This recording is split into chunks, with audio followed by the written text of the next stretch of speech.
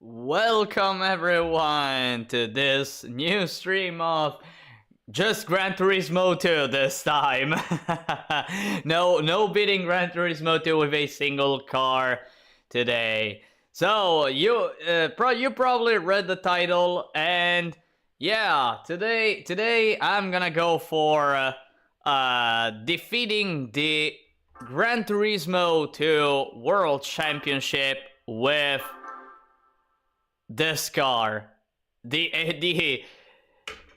fantastic HKS Drag 180SX, known for being insanely fast, but it also has problems to turn. But there are a few settings that can make it turn just a bit more, and at least make it a bit more viable. And with those settings plus a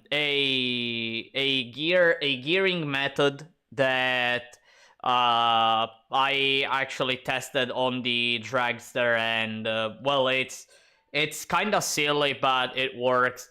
I'm gonna go to defeat the Gran Turismo 2 World Championship with this car. So I already have this car equipped.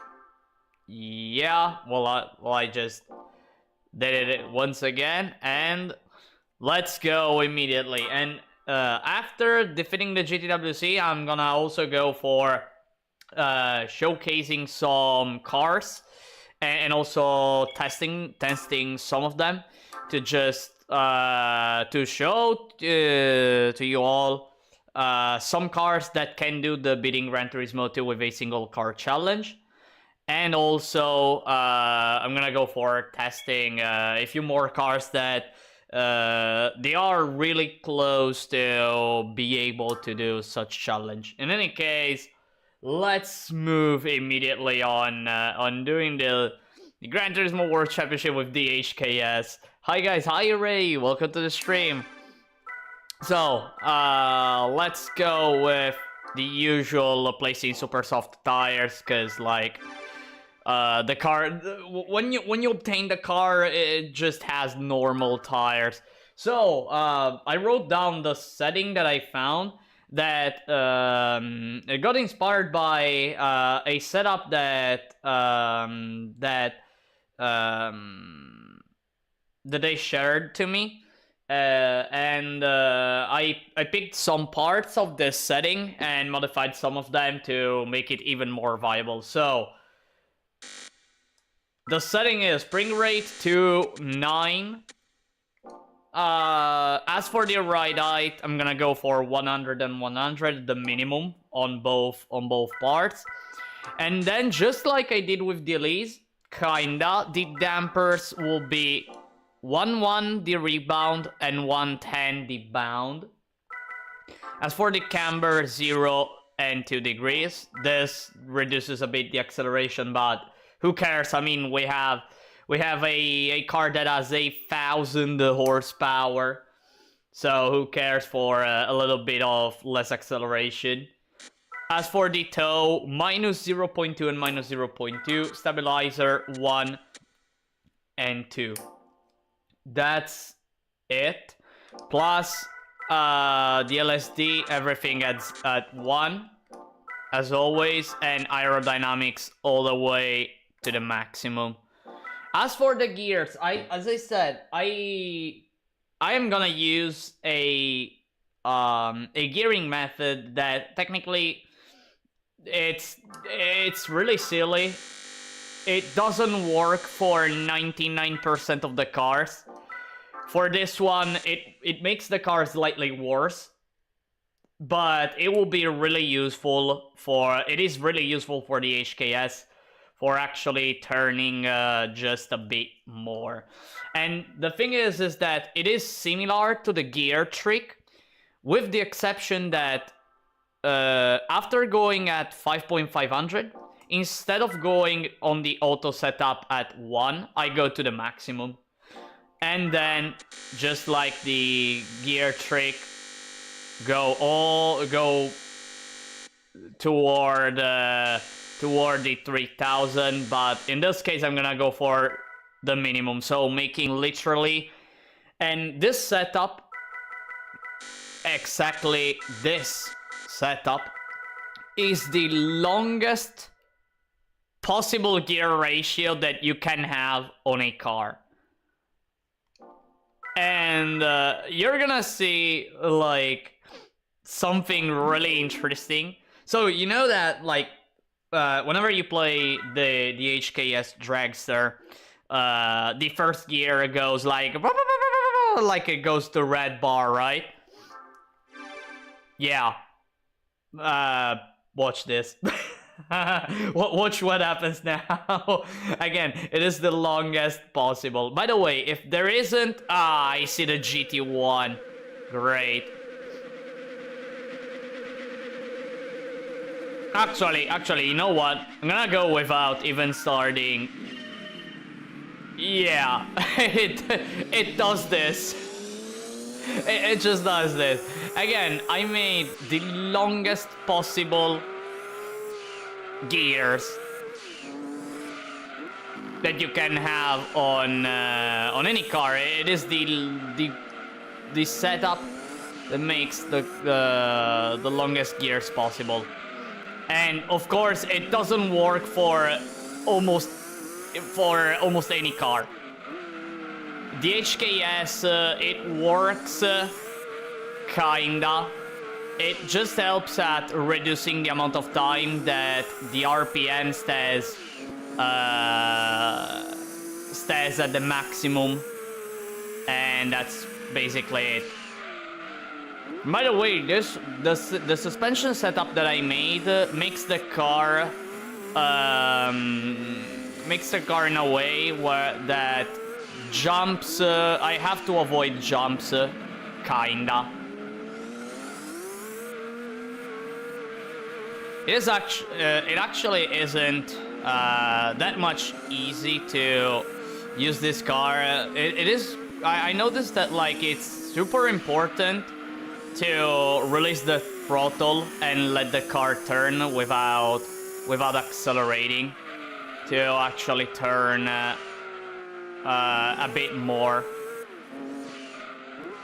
And guess what? I'm in the lead. Ah, damn it.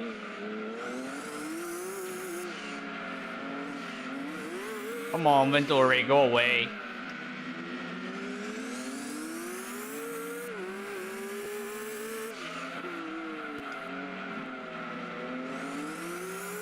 Alright, I think I should be fine now. Well, I mean, in the straight, I am, of course, faster than the GTWC, and finally I'm using a car that is a lot more faster than the GTWC cars, finally. After using so many cars that have a tendency to be slower than the GTWC, well, they are actually. Finally, I have a car that can turn, that has a hard time turning, but it's super fast. Basically the opposite of the cars I usually use. And by the way, if you wonder why I cut very early in that chicane, is that the car almost doesn't care at all about losing speed. It just recovers all the speed it loses once it goes to the road once again. So yeah. And plus it is harder. It is harder doing the chicane properly than just yeeting the car to the grass.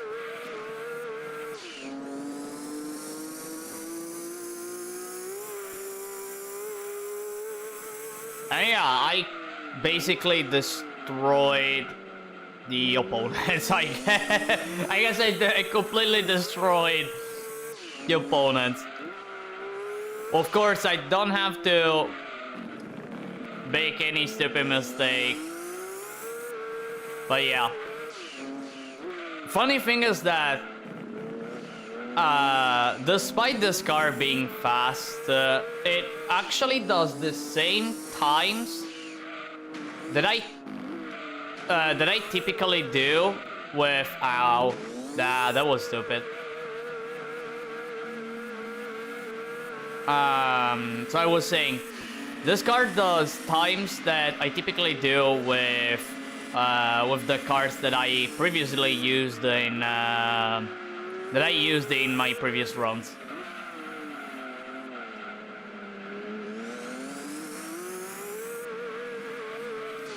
And by the way, am I seeing the Viper like in front of both the GT1 and wait, where is the Venturi? Wait, where's the Venturi? Wait, where is the Venturi? Ah, there it is.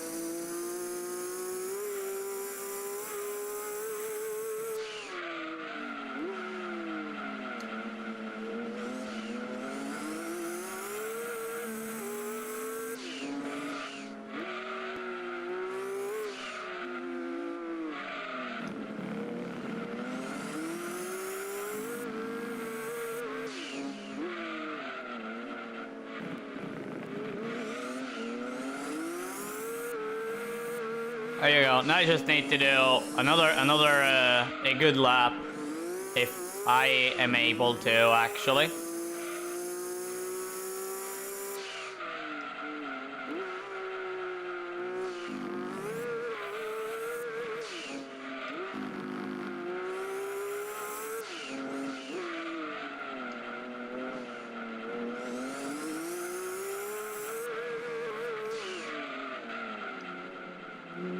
And there you go. Alright, let's go away.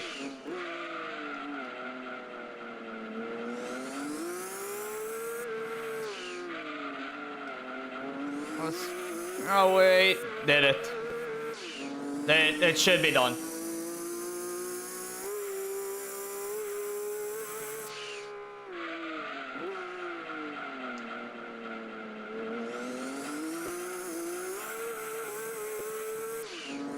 In fact, the Viper is pretty far away, and... ah, dear.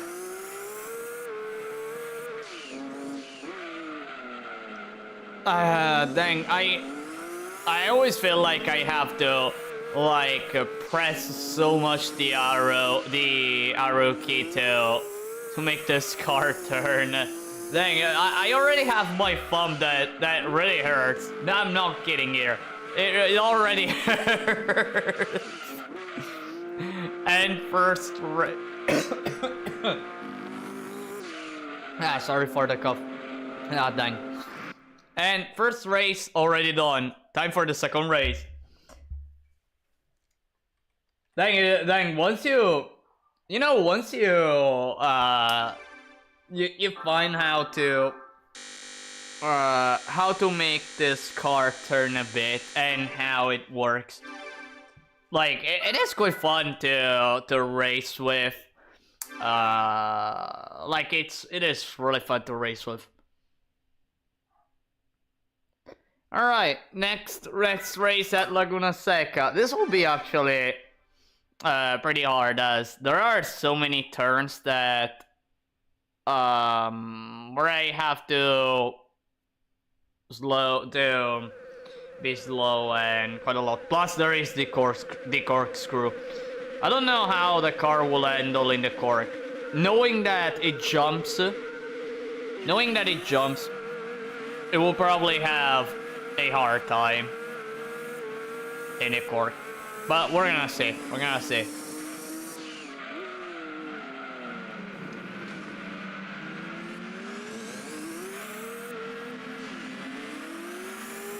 Alright, did I see just a little bit of drifting?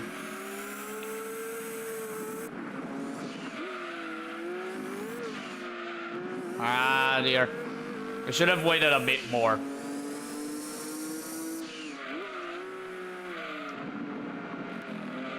Thanks, Venturi. Goodbye, Venturi.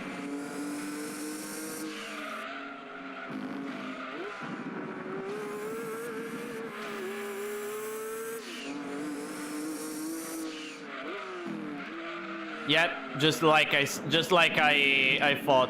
The car jumps and it doesn't brake. It already doesn't brake. If this car jumps, it brakes even less.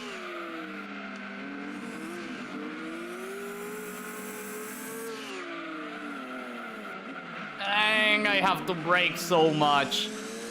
I have to brake so early. But hey, at least if I reach the straight, I can go. Dang, look how much I have to brake just to get the corner right.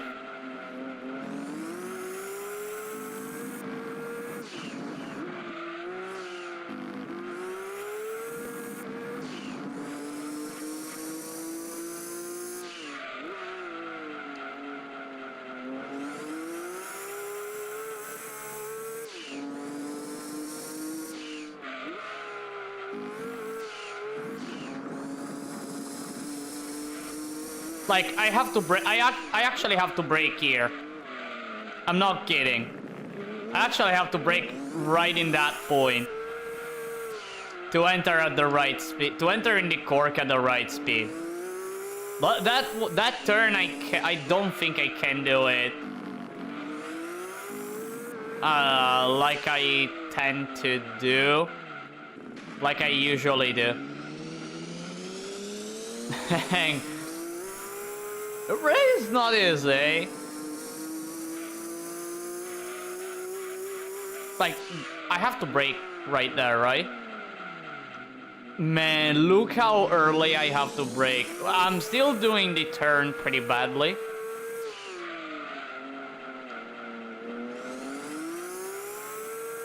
But dang.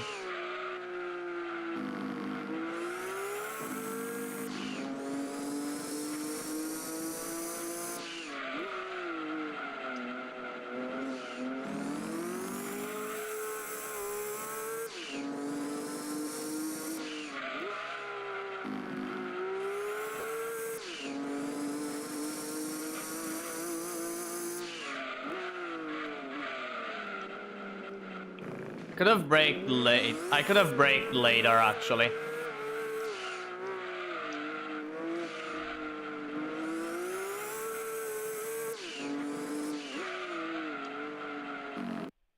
Oh, game, don't stutter, please. Don't stutter.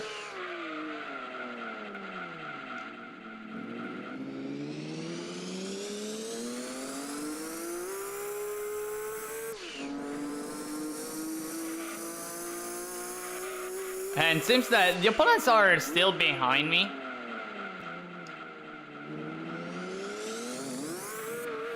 But like, they kind of don't have a chance. Kinda.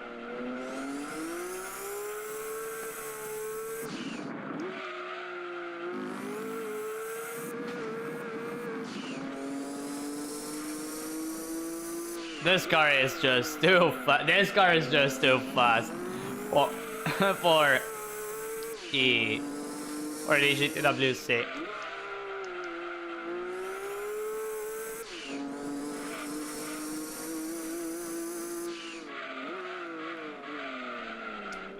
Dang, imagine like something, some sort of thing like 6 players online. Online playing Gran Turismo 2 and racing against each other in a one-make race with the HKS Drag 180SX. I don't know what comes out. I don't know what can come out of that.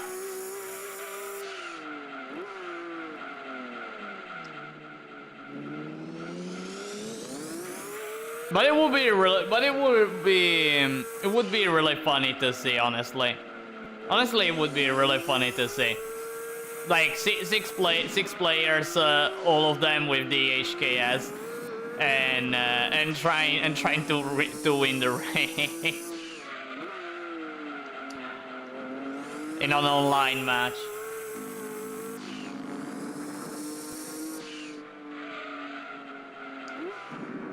Ow.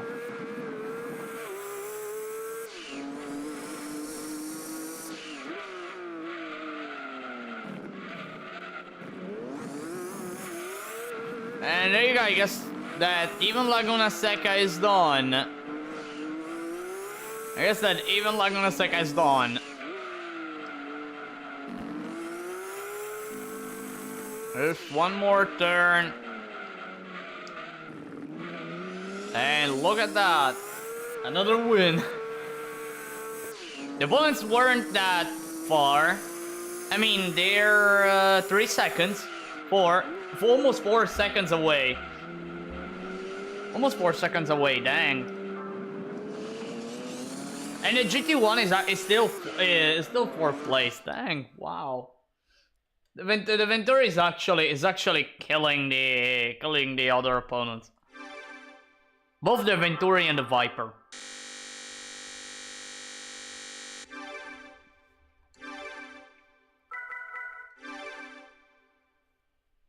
And well, now I just wanna see Apricot Teal. I'm really curious about how much this car can go away.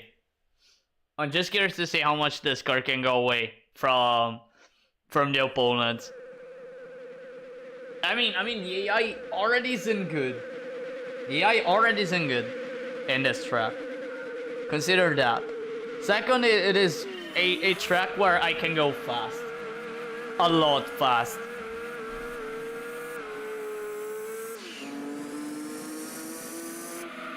Like, I honestly think that I'll be able to do at least 30 seconds of advantage, I think. Then again, we're gonna see.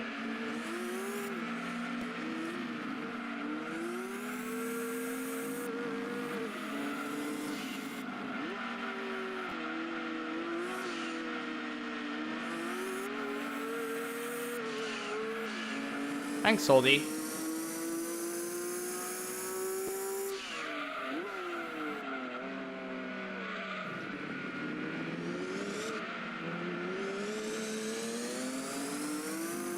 Let's see if the car can actually do this turn almost without almost by holding the throttle.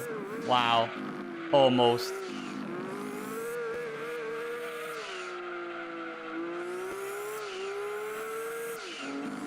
All right, let's see.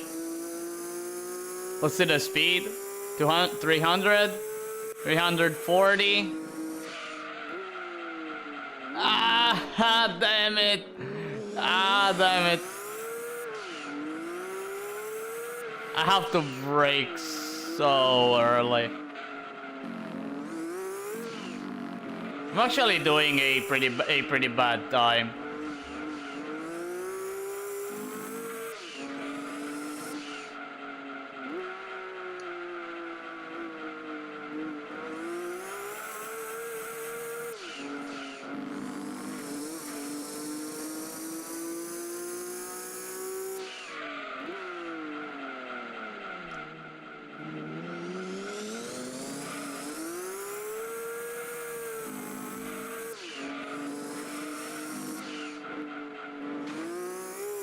Ah, damn it.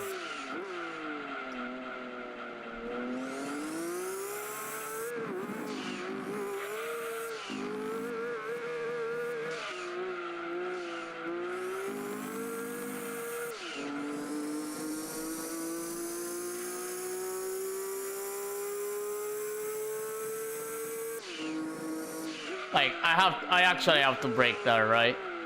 Dang.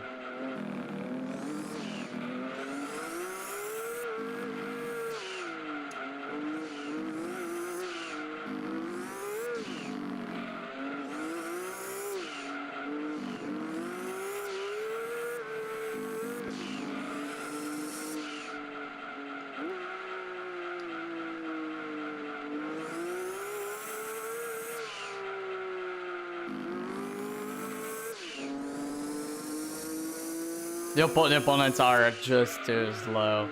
And finally, like I can have a win at midfield actually. I can finally have a win at midfield now that I think about.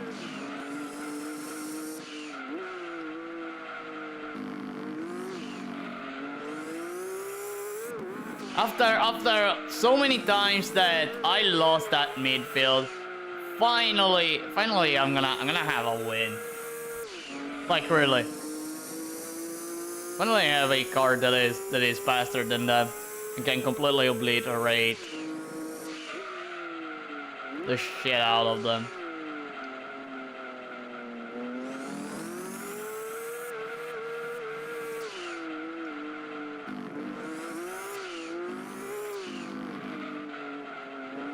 Little by little, I feel like I'm improving with the car here at Apricot.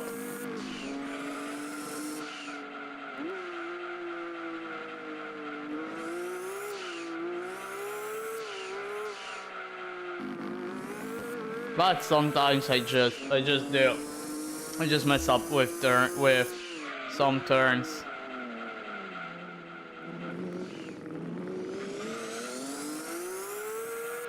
And by the way, this setting that I made, the gear setting I made with the HKS is also the same, kinda the same setting that you can use for making the lister viable. What I mean by making the lister viable is that, you know, whenever you're like on the first gear, the lister tends to spin like almost instantly. With this method, you actually make the gear long enough to not make the car spin. Of course, you still need to pay attention with the lister storm. But at least the gear setting makes it a little bit more viable.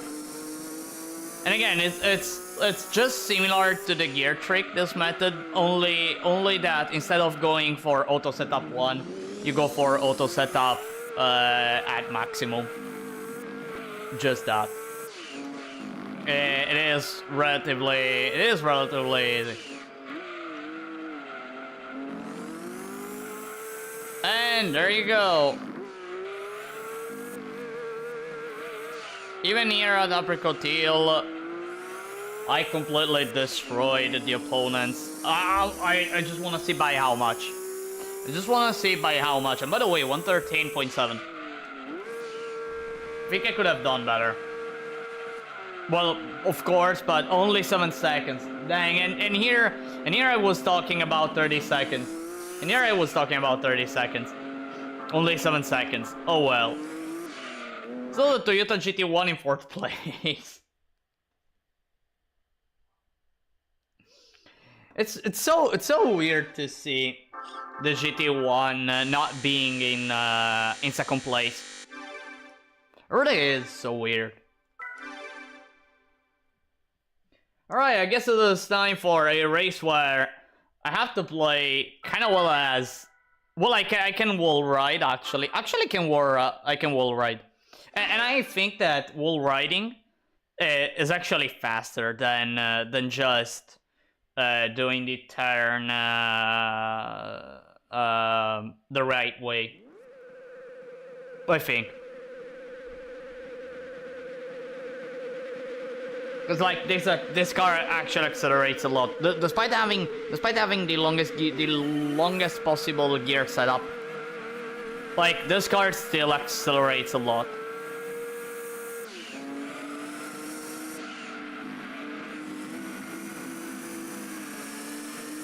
I think I'm gonna go for the wall ride. I have to remember though that this is one of the wall of deaths. Ah, damn it. Actually, a race where I'm gonna have trouble. Maybe.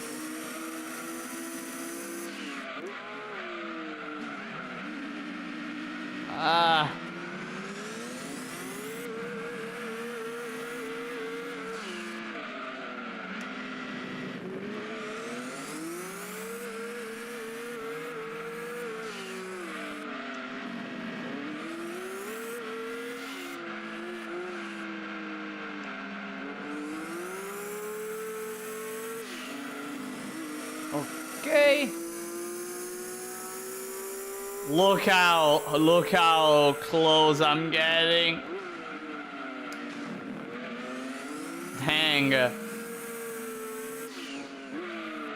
It makes the other cars feel like they're snails. Like really. Really feels like the opponents are snails, except when I go super slow. Yeah, definitely wall riding is actually better. Ouch.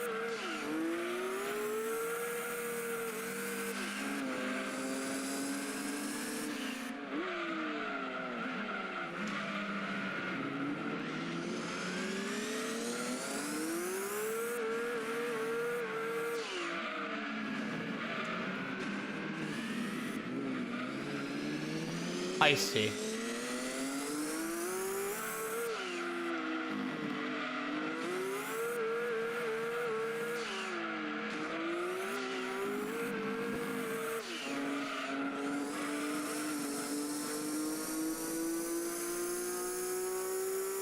This is actually really hard. Not gonna lie.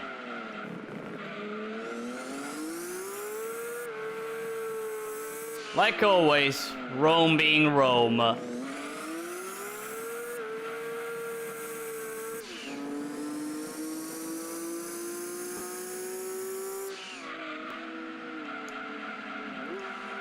Are you kidding me? Don't tell me it's the slipstream effect. I guess it is. I guess it is the slipstream effect.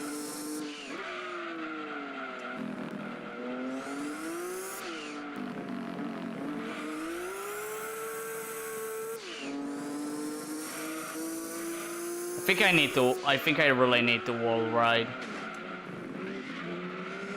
Or I can just do that.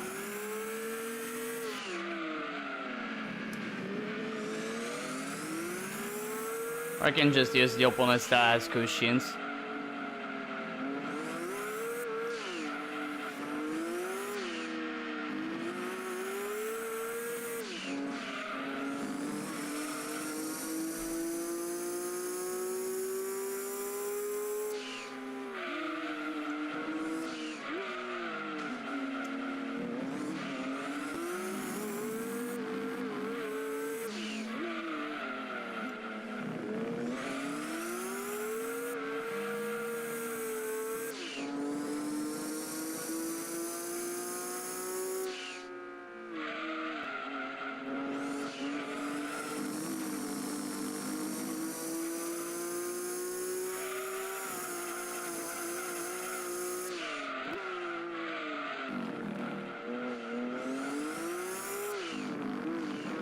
Yep, it's definitely faster if I wall ride. At least in that part.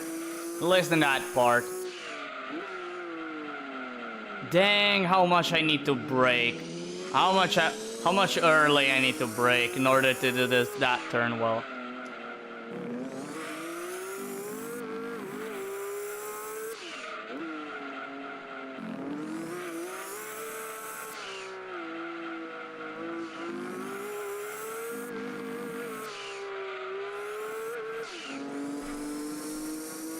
Alright.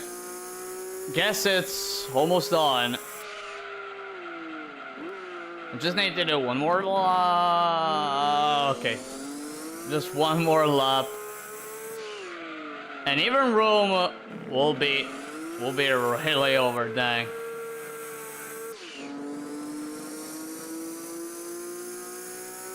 $116.3. I don't know when was last time I did a time that was at least a sub 119. I don't know when it was last time. It's been a while. It's been really a while. I mean, always going for runs for the winning Gran Turismo 2 with a single car challenge, like made me get used to always struggling at Rome, almost always, and accepting the fact that a sub 119, like, it was just a dream. It was just a dream, and all I could at least try to do was a sub 120, but a sub 120 only in case of an almost perfect lap. And here I am with this HKS, completely blasting the opponents and doing 116s. And once again, the Toyota in 4th place. Wow. I think I've never seen, or maybe it happened to me once, to see the Toyota GT1 having such a low amount of points.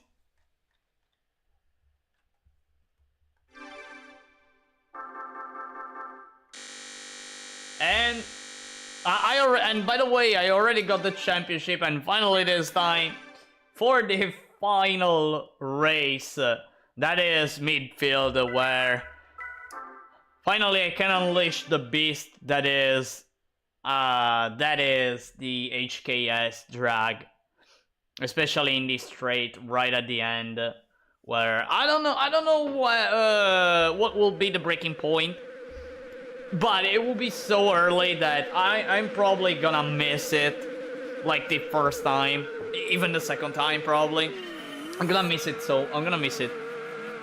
so spectacularly that all the advantage that I will gain solely through the straight, I'm gonna lose it. I'm gonna lose it by just missing the breaking point.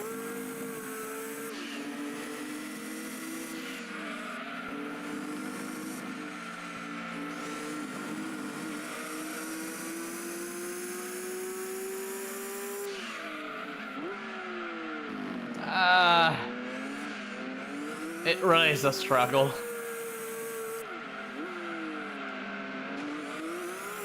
Hey, help me, Venturi. Help me a bit. Help me a bit. Thank you.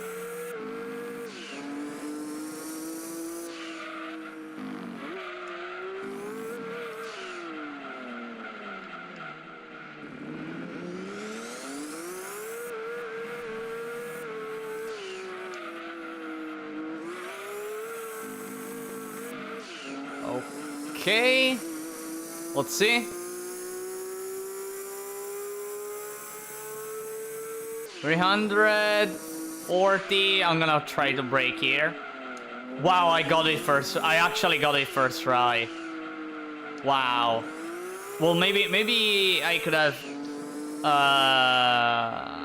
braked slightly more late, and would have been fine still. Probably. I don't know.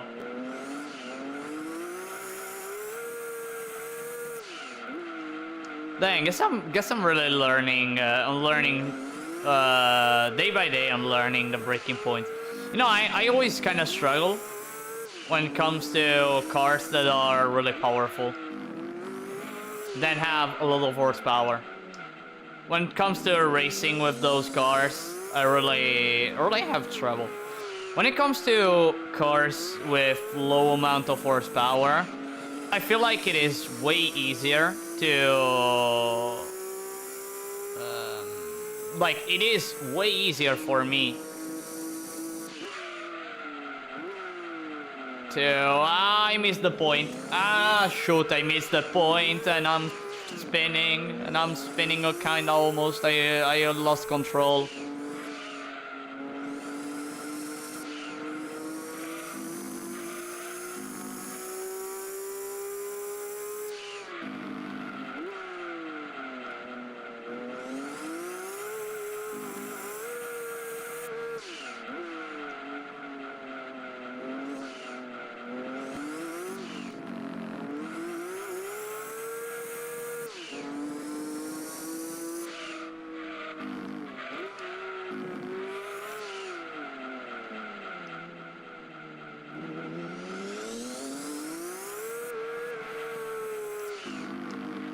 Ah, why did I do that? Why did I do that?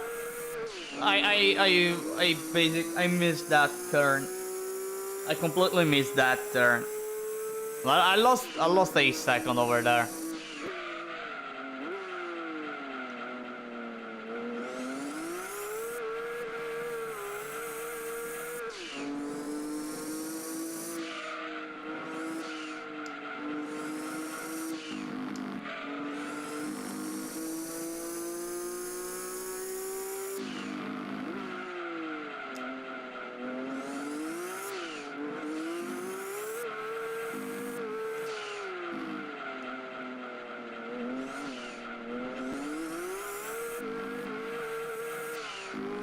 But yeah, at the end of the day, like, you can you beat the GTWC with this car? Well, of course. Well, of course you can. The problem is learning how to control this beast. Learning how to handle this beast whenever it has to turn and all that. And yeah, you can basically defeat the opponents even if you have the strongest opponents in the game.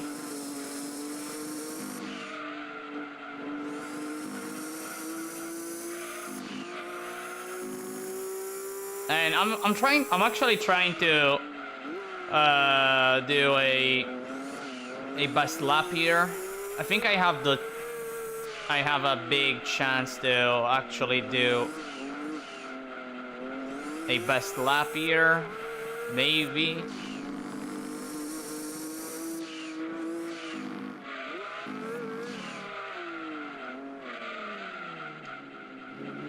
I don't think so though. Nah, I don't think so.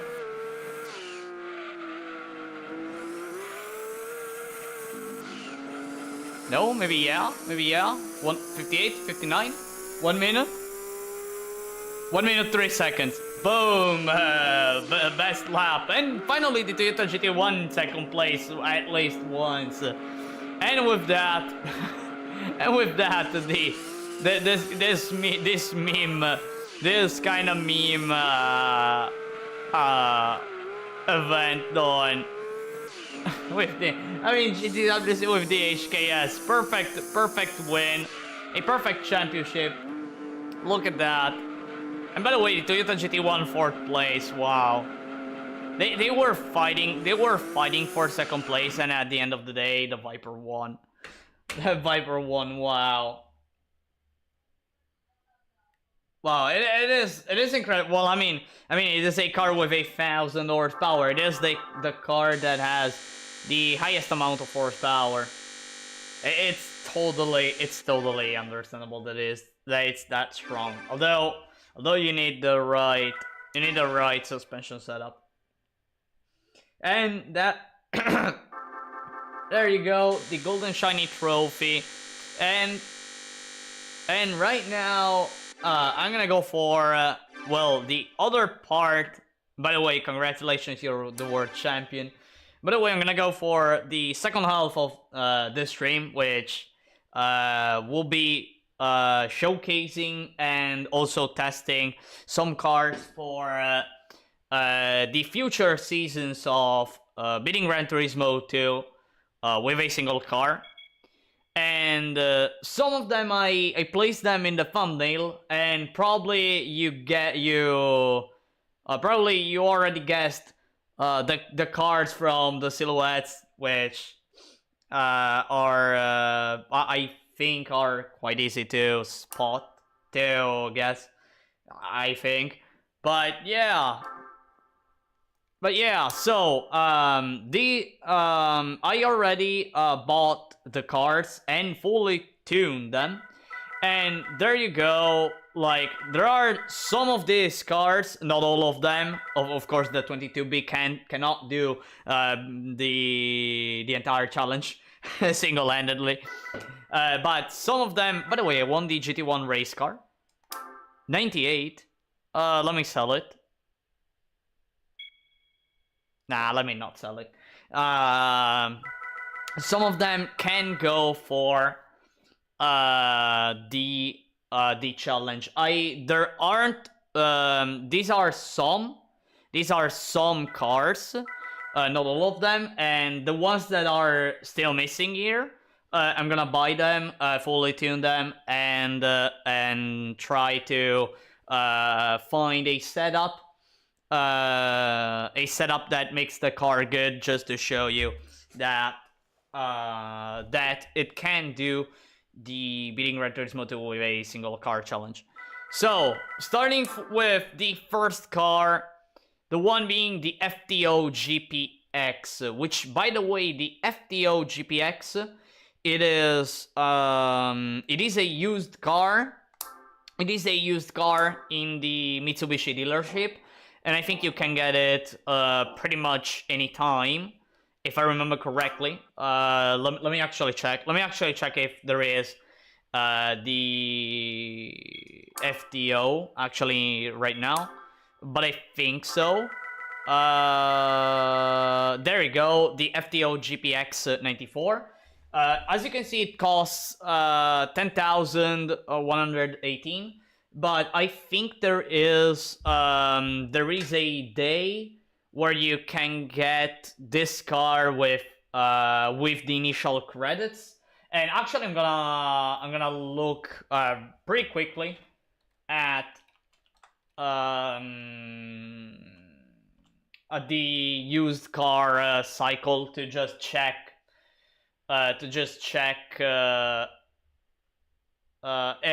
if there is an instance where the FTO costs less than 10,000.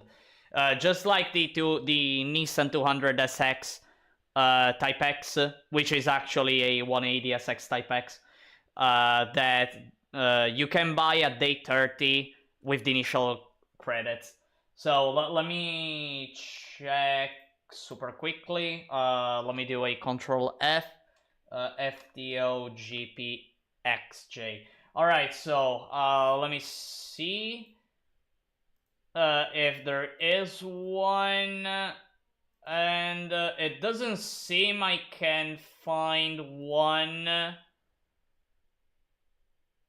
that costs... Well, actually, the first one that you can ever get, you can buy it for 10,168 credits on day 1, on the first day, but I want to see if there is actually one that costs less.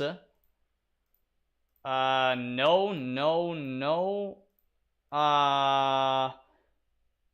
This one that we're seeing right now is actually the cheapest, I think. I think it is actually the cheapest. Let me check on day, and I checked day 100 until day 200. Let me continue in checking the days, and no, you cannot have... Alright, so you cannot buy an FTO GPX with the initial amount of credits, so you would need at least the a price card from the license tests. Unfortunately, for literally 100 credits, but if you manage to get at least all golds in the B license, you can sell the spoon and play, buy that car and do the entire game with it.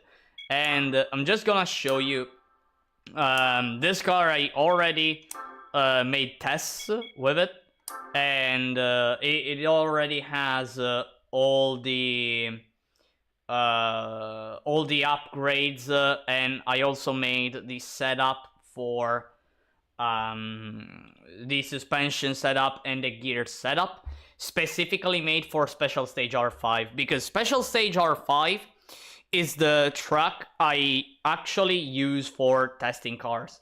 Whenever I have to find a car that is eligible for the challenge that I am currently bringing, since many months ago. Since many months ago, I use this track for seeing if I can find a good setup for make the car stable, make the car turn, make the car go fast. As objective, I basically have that starting from lap 2, I need to I like the objective is doing a lap or multiple laps where I can obtain a sub 119 time. If I don't get it, at least a 119 that is really low. If I can get 119 pretty high, almost 120, I can still accept it, but it makes the challenge hard. That doesn't mean that the car isn't great. It's just super close. In any case, showing all the parts, so full customization, suspension, super soft tires, all of this. NA Tune Stage 3 because this is an NA car and not a turbo car. And this is the setup I'm going. I basically found.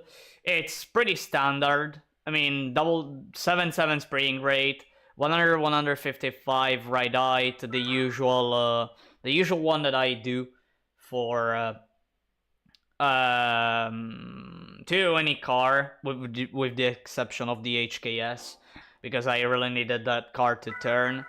0-0 in the camber, 20 and minus 0.2 in the toe, which sometimes I go for front at minus 0.2 and rear at plus 0.2, but this time I found that it's better this way, or at least it feels like it is better. And stabilizer 1.7, brakes as always 24.19. Aerodynamics maximum as always, and the gear setting as always, reverse gear setting with an auto setup 8 and this the usual pyramid, the usual staircase scheme that I use for that I typically use for doing a quick setup. And I'm just gonna show to you again. The objective is a 118, or at least a 119 pretty low. Now it's been a few weeks since last time I tested this car, because actually all these cars I tested them before actually starting the Lotus Elise 190 run. So I still didn't have the knowledge that I have now when it comes to the dumper setups, and now I have to get used again to using a car that actually turns, because like it feels like it turns too much. It really feels like it turns too much. Or, by the way, as a good indicator, you can still use the first lap to see if a car is already fast. And the way you can understand it is by looking at the sector 2 time. If you get a 38 seconds, that means that you're going pretty fast. Either you made up until that point you made everything like really like super perfectly or super well, or the car is like fast. It's just fast. And again, this car doesn't go incredibly fast. I mean, it does the usual 250 kilometers per hour, like usual, as maximum speed. But what's good about this car is that it's an FF. And FF cars turn so much.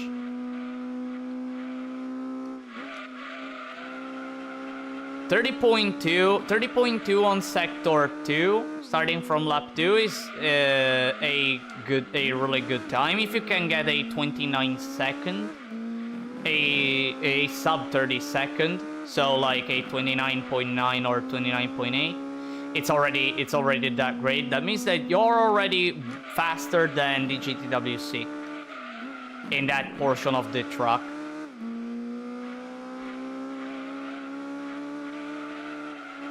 Again, I didn't do this turn well,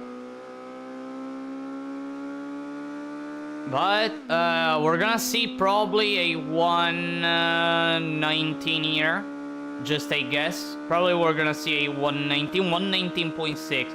119.6 is acceptable. Yeah, I said that it's better if it's a low 119, but if it's but even a 119.6 can be quite good. Can be quite good. With a time like this, like you probably need to block the opponents at least for maybe the first lap, the first or the second lap, or even the second lap, both the first and second lap. But eventually you're gonna go away. At least here in R5. At least in R5. And if you can already do a good time here in R5, it's just the other tracks are just all you have to do is just finding the right setup to make them fast. It can absolutely beat the GTWC. Don't expect the car winning at midfield, as always. Don't expect the car winning at midfield in the GTWC, but you can basically go for it. Another kind of measurement that I do whenever I test the cars is if I manage to get a sub 120 or a nice lap at least. As a rule of thumb, I look at how hard it is to achieve such time, which of course is an indication of difficulty. I mean, if the car can do like a 119.5, but in order to do a 119.5, I have to like race like a maniac. Yeah, like the car can do it. I can maybe play slightly bit safe. And ouch, that hurt. Actually, I think that the car. Maybe I need to. I'm already thinking about changing slightly the behavior of the car, because sometimes it turns too much. But again, it's just a thing about getting used to the cars, and like if it doesn't suit your playstyle, well, you can always change the suspension setup anytime you want. And find your playstyle. And find like the car's handling that suits your playstyle. I have a sort of playstyle that is more for going at this, like entering in the corners at that exact speed and doing it exactly always the same way.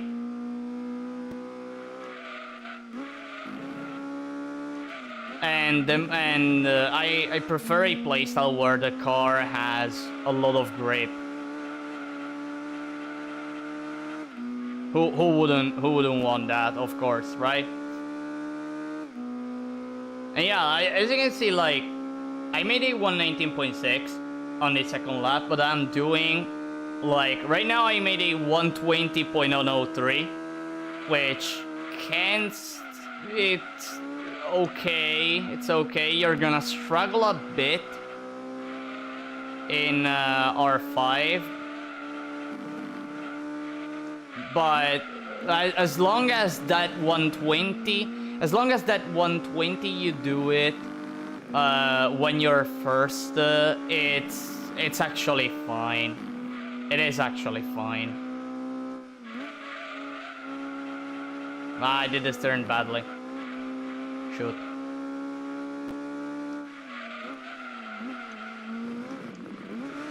And yeah, this is the FTO GPX. I mean, it can do it. It can do it. Maybe I can improve it if I give it more time to if I try to experiment and find a setup that makes the car better. At least maybe the only thing that needs is probably tuning the gears a bit more and optimize them. Optimize the gears to make them better.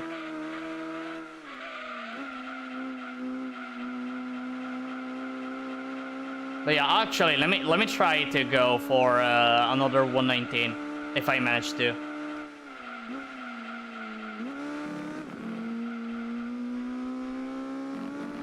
So far I'm gonna have a nice sector time here. 7, 28, 29, 30.2. That's nice. Not a so nice downhill.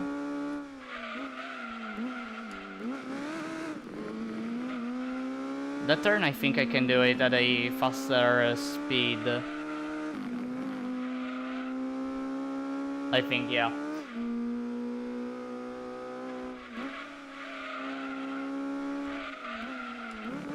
Nah, oh damn it. I hit that wall. Probably I'm not gonna do a 119 or maybe a 120, another 120. We're gonna see. 17, 18, 19, 120.0, 120 flat. But at least you were able to see a 116. A 116, which again, this car, all the cars that I'm gonna show are cars that either I already tested them and know that can go fast enough to beat the game single-handedly. And by the way, I didn't show, one thing I didn't show, and I really forgot to mention, is the initial amount of horsepower the car has. Which, if I manage to, like I'm gonna show to you. I don't know if I'm able to show the initial amount of horsepower of all cars, because some of them are in the used dealership, and you know, they arrive and then they go away, and there you go, 197 horsepower, literally the limit, the maximum limit of the first events of the nationals. And once you buy the car, I think it stays at 197 or it drops to 196 or something like that. So yeah, you can basically start with this car. But again, the problem is that as I found out just now, unfortunately you have to sell at least a price car from the license tests to buy this car. Just because of 100 credits. And well, it's a bummer, but yeah, you can go for it. So next car, let me go on any dealership, and so I go instantly to the home. Another car I'm gonna show is, don't look at the Toyota 2000 GT and the Chaser Tourer. The Chaser Tourer cannot. It just cannot. I made tests and the chaser, it just sucks. If you want, I'm gonna show to you that the car isn't great. The Toyota 2000 GT, I'd love to see it being able to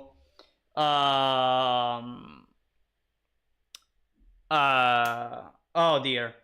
The 2000 GT, I'd love to see it go fast enough to beat the entire game single-handedly, because it can. It has enough horsepower to start the first events. The problem is that it's quite slow. It is quite slow. The car that can turn HKS Understeer Drag 180SX. I already defeated the GTWC with it. I already defeated it with it, and I actually made it viable. So it actually turns, not like an escudo, but it turns at least. But it turns. It turns enough to do the turns at a pretty good speed. At a really good speed. And also maintain, and also like really go at the usual speed that it goes, 350-ish, yeah. So, oh come on, why am I pressing right? So the next car I'm gonna show is the Lexus IS 200.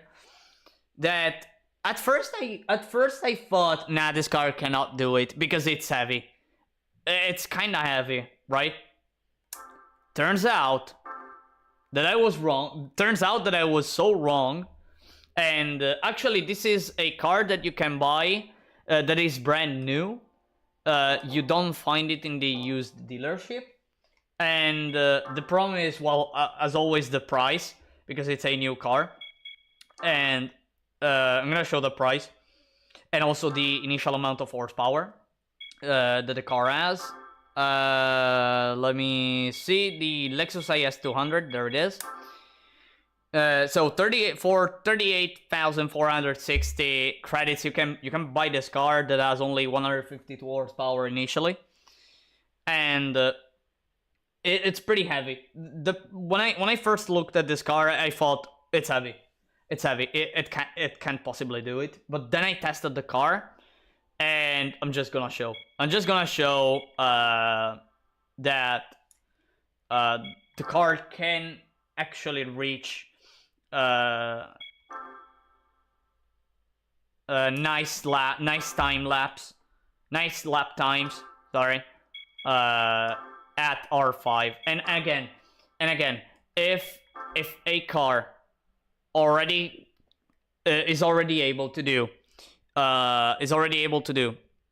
a good lap time at R5, it can do it on almost every single track of the game, with the exception of midfield, possibly. Most likely with the exception of midfield. So, as always, all the upgrades. By the way, this is a turbo car. I don't remember if it can have... it can also have DNA tune. So it can do both NA Cup and Turbo Car Cup. Again, I have everything, and this is the scheme, similar to what I used for the FTO, with the exception that it has more. That I reduced the spring rate a bit more in the rear. 1616 damper bounded rebound. No changes to the camber, as I don't want to mess up too much. One thing I could do is actually increase the rear by just a little bit, so the car has a little bit more grip. But I think that as of now it's fine. Maybe I can even go for 0.5 degrees in the rear to make it a bit more grippy. Toe just like the FTO, and stabilizer 1-2. Brake controller, like always. Reverse gear trick, but this time I had to actually go for an auto setup of 10, and make the gears pretty short, at least 4th, 5th, and 6th. and aerodynamics as always. So let's go to test run, and I'm just gonna show the power of this car. Again, this car is heavy, and at first I thought 1100 kilos, or just too much. But again, it really surprised me. It turns quite well. Sometimes even more than the FTO. If I have to compare the two cars, sometimes it feels like it turns even more than the FTO. I'm not kidding. Only problem is that this is an FR car, so you have to deal with the rear that wants to go away because of oversteer. But you can use it. To your advantage on some turns. And again, it's really fantastic. This car is really fantastic and pretty fun to drive. Honestly, it is really fun to drive.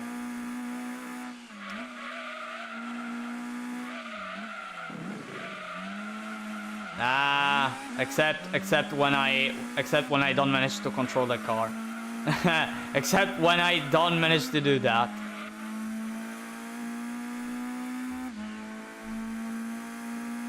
Again, it's not that... Again, the setups that I made for these cars aren't necessarily the ultimate setups for the cars. There is probably a better setup, especially a better gear setup, that can make the car go faster, and that's basically it.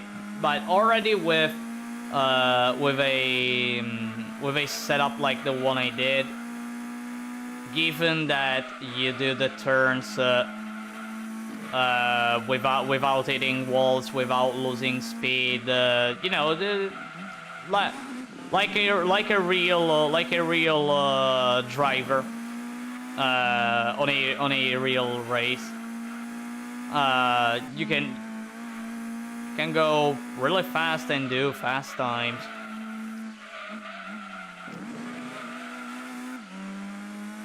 And there you go. I guess this is already a 118, by the way. I think this is already a 118. Let me actually check.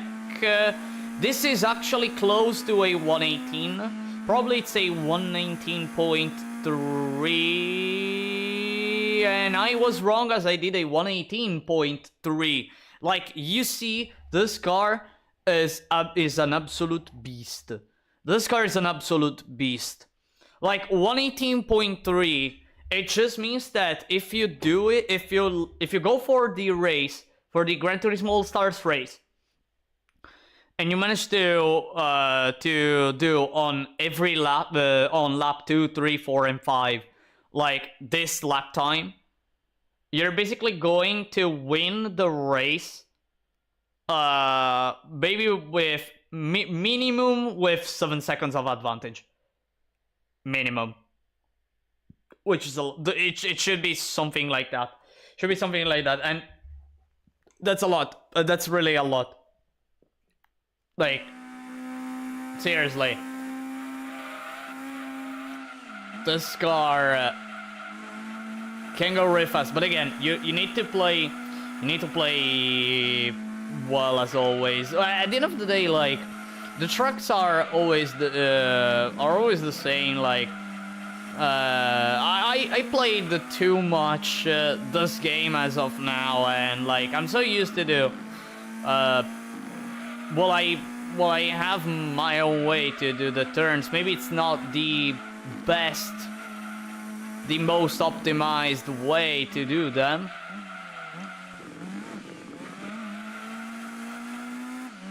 And they're not the best most of the time, but they're enough to go fast.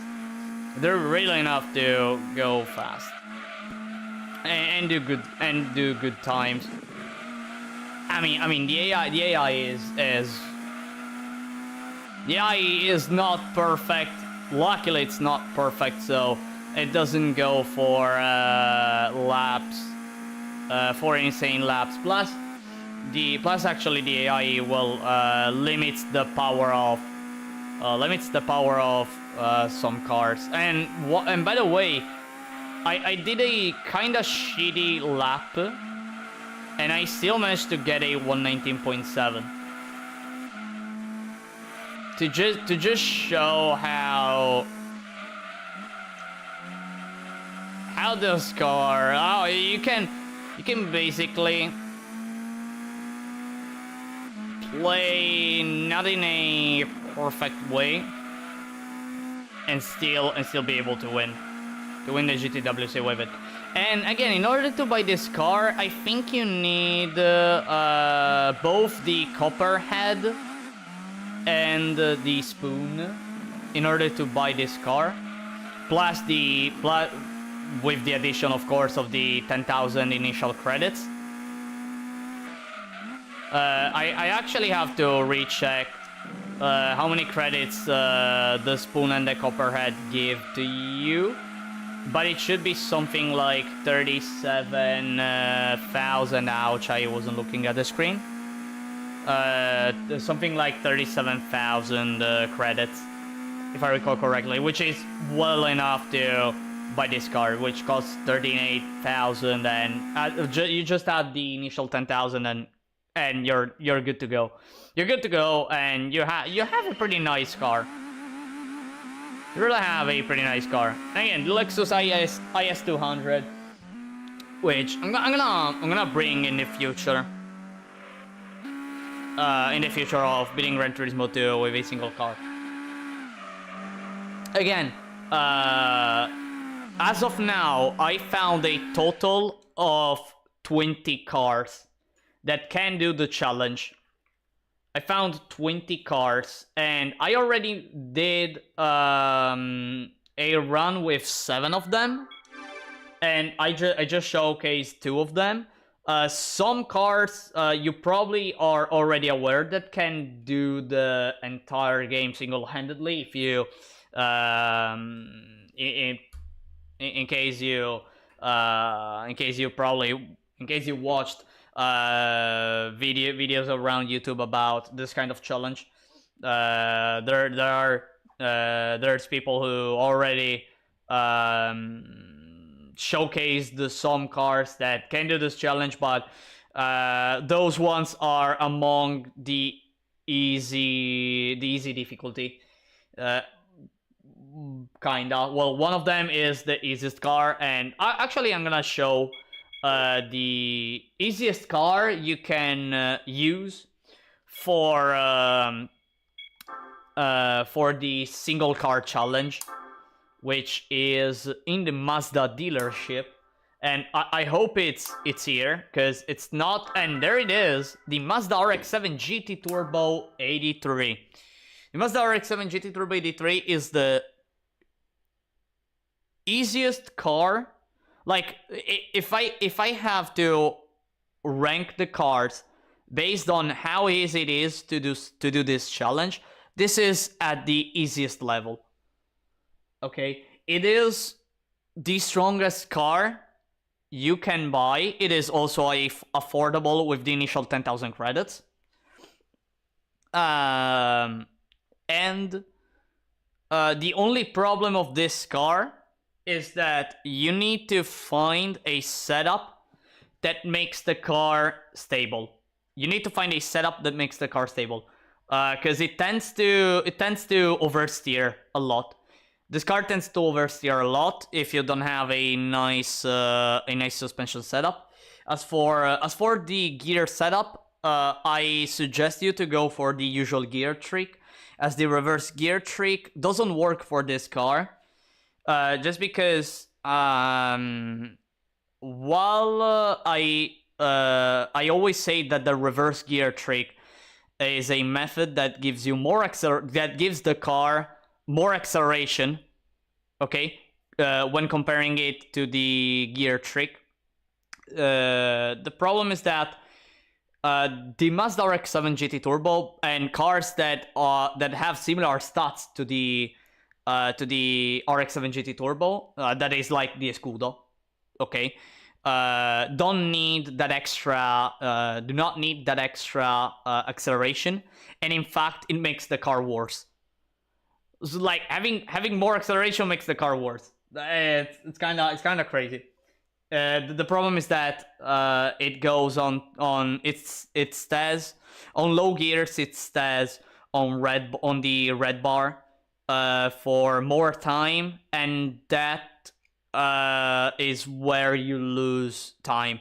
Okay, you may compensate that by going manual transmission and like shifting early, but I think that also doesn't give you. I don't think you're going to be faster than a gear trick. And by the way, the times are kind of similar. So and the gear trick is actually way easier.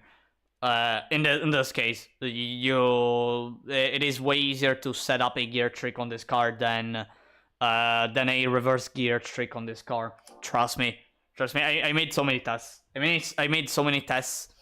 And yeah, I'm not going to actually try the car, as I want to show more cars that are a bit more unknown when it comes to this challenge. And by the way, if you want to go even more crazy, like you can also buy a Mazda 323 Interplay 4-door sedan. This car can also beat the game. Yeah, it can beat the game. I'm not kidding. I'm not kidding here. It can. I already demonstrated that it can beat the Gran Turismo World Championship when there's a Toyota GT1 in the grid. And also, that is a separate video that I made. You can actually look for the video on my channel. And it's actually one of the first challenges I kind of did here in Gran Turismo 2, and it was really interesting. It was really interesting. So yeah, you can go for the Mazda 323. You can go for the Mazda RX-7. Other cars that you can go for, I don't remember if there are other Mazdas. Actually, well, there is the MX-5 that I already did the run with it, and wow, what a car, really. And let me go for showcasing to you all a European car, actually, a European car, and it's not among the ones that I already bought, but I'm gonna buy it and upgrade the car right away. And actually, it's an Alfa Romeo. I am not kidding. An Alfa Romeo can beat Gran Turismo 2 single-handedly. An Alfa Romeo can do it. And among all these cars, which car do you think it can beat the game single-handedly? That's right, the 156 2.5 V6 24V. With just 38,910 credits and 190 horsepower, this car can beat the game single-handedly. I'm not kidding. Actually, this is one of the... this is a card that I made tests really early in... like, it's actually one of the first 6 cars that I tested for this kind of challenge. And yeah, it can win. It actually surprised me. And actually I have a save file with a tuned 156. But I honestly wanna go with you all through the process I go for whenever I start testing a car. So as always, like choosing a color, buying the car. By the way, 38,910. You need the copper head and the spoon. plus the initial 10,000 credits, of course. Right. Let's actually check. Let's actually check. Just quickly. So spoon, you can sell it for 12,000. Yeah, the spoon for 12,000. Any concept car, you can sell it for 25,000. So you get 37,000 plus the 10,000 initial credits. You have, you basically have 47,000 credits.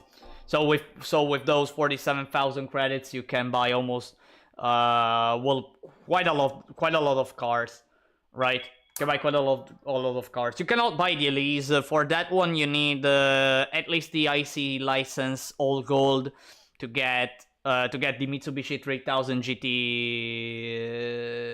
the 3000 GT race car that you can sell for 250,000. At that point, you can buy almost any car, any new car, almost any new car that I primarily use for challenges like this.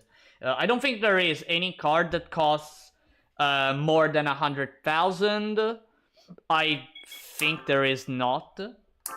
So let's go for buying every single upgrade that this car can have. And by the way, this car is also, if I remember correctly, this is both an NA and a turbo car. By the way, racing modification. Let's go for the. You know, I think I'm gonna go for the white and red.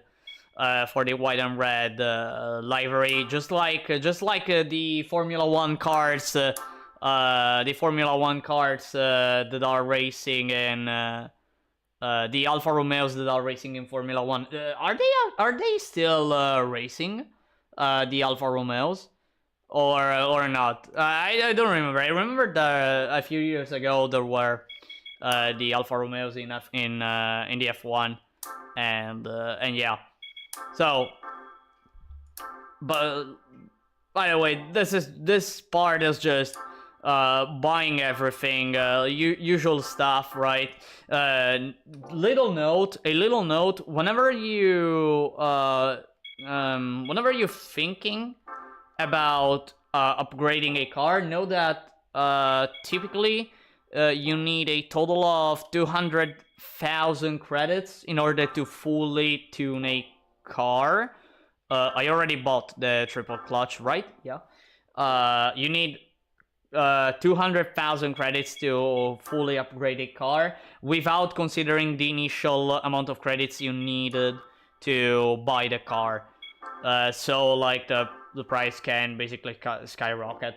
And there are a few exceptions, such as like the Toyota GT1 road car, which you only need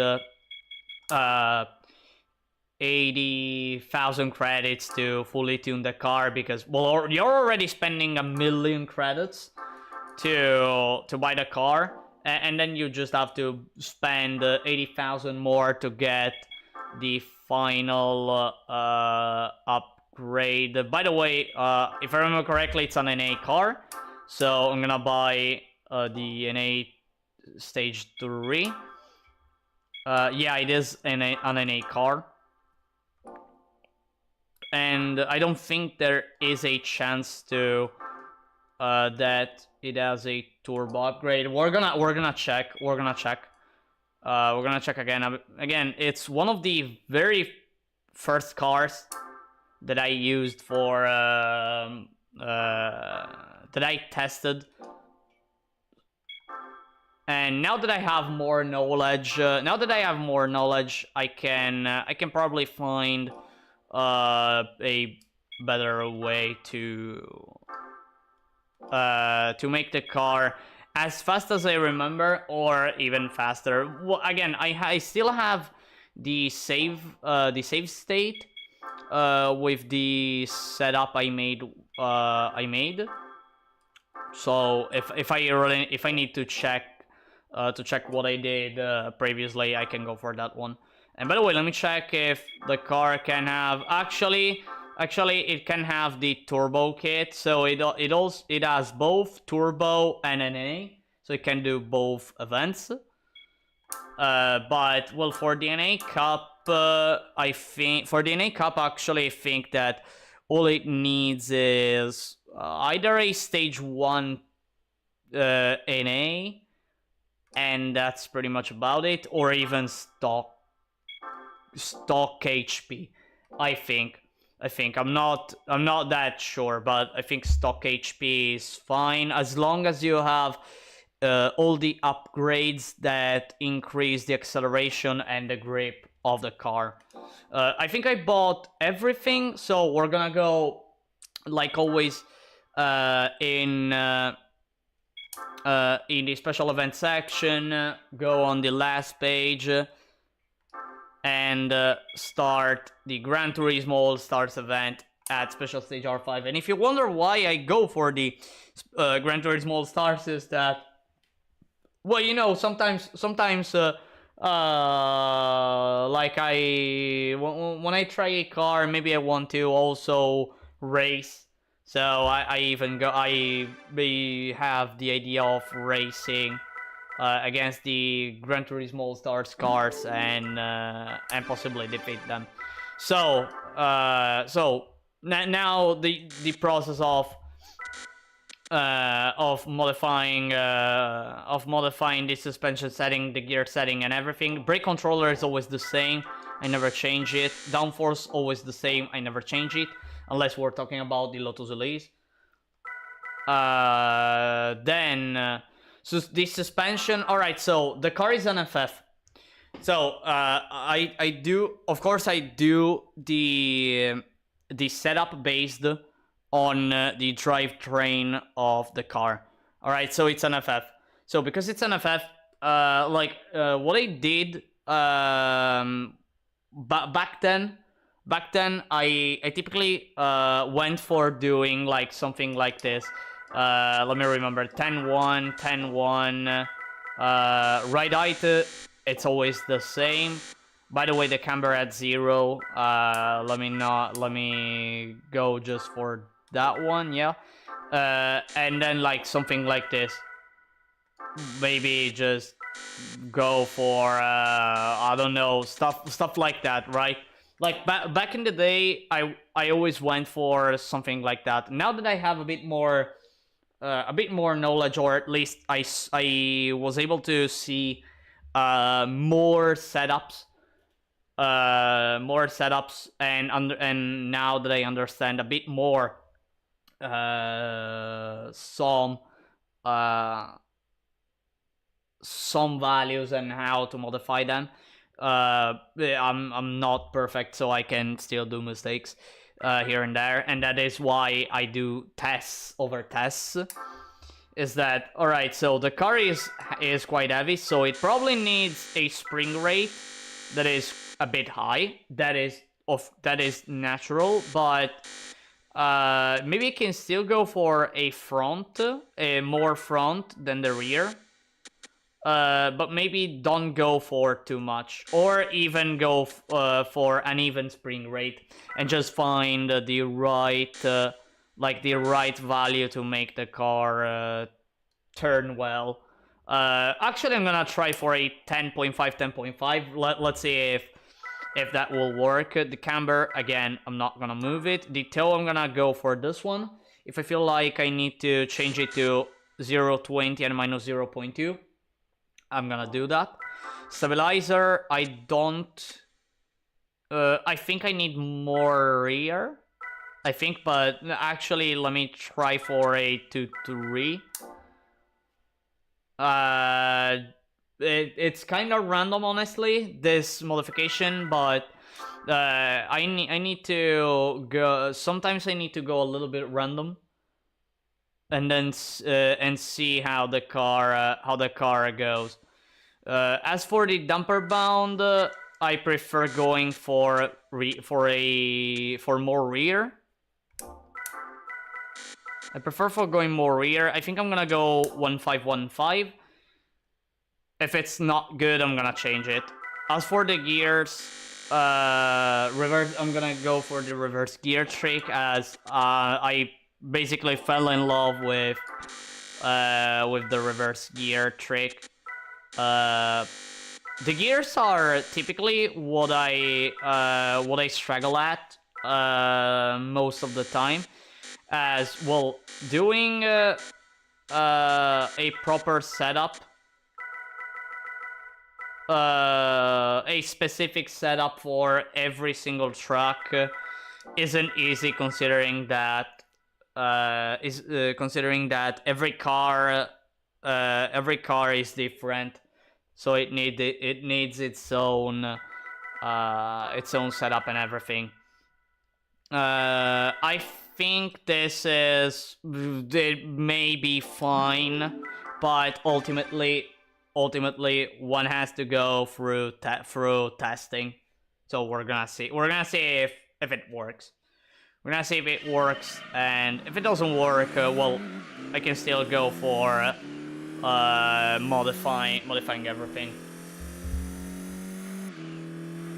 I feel like the car is... I feel like it's fine.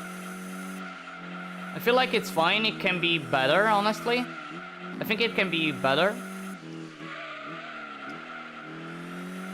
I think it's already fine. I think it is already fine, the car. Maybe a little bit more of fine tuning, and it can be even more grippier, so it can do turns at a way higher speed. But so far, it feels like it's pretty okay.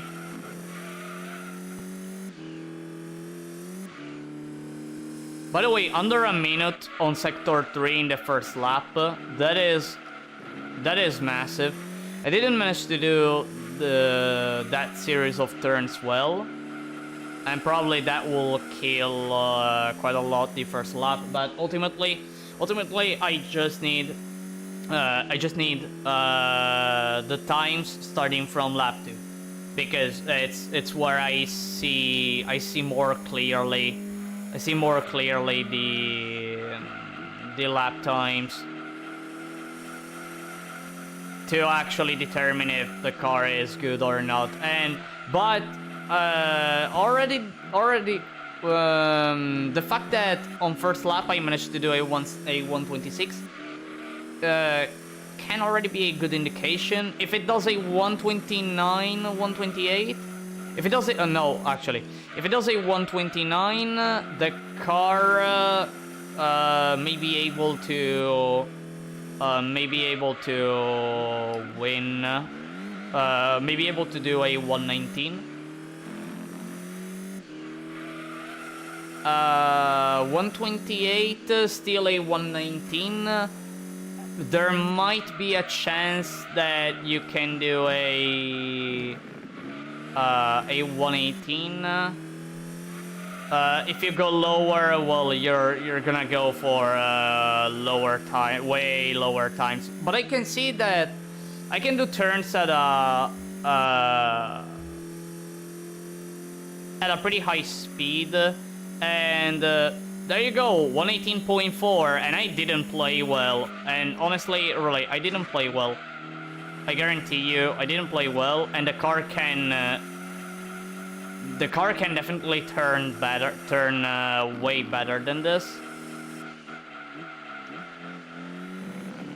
Even though it's already good, I can feel like it can do better.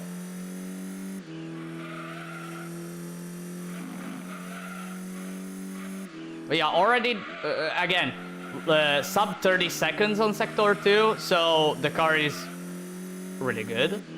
So the car already has a lot of potential.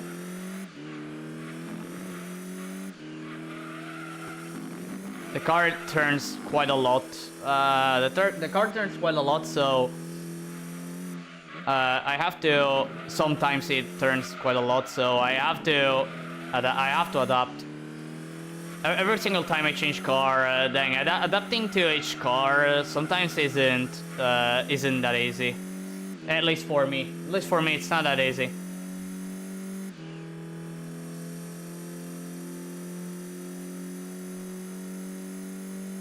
another 118.9, which again, 118 already a sub 119 is fantastic. A sub 119 is already fantastic. Imagine like getting close to. Actually, I think like I can go for a one. You know, I think that a 116 is actually possible with the alpha, and if it can, it basically becomes one of the cars that are among the easy level of beating Gran Turismo 2 with a single car challenge. Like, really?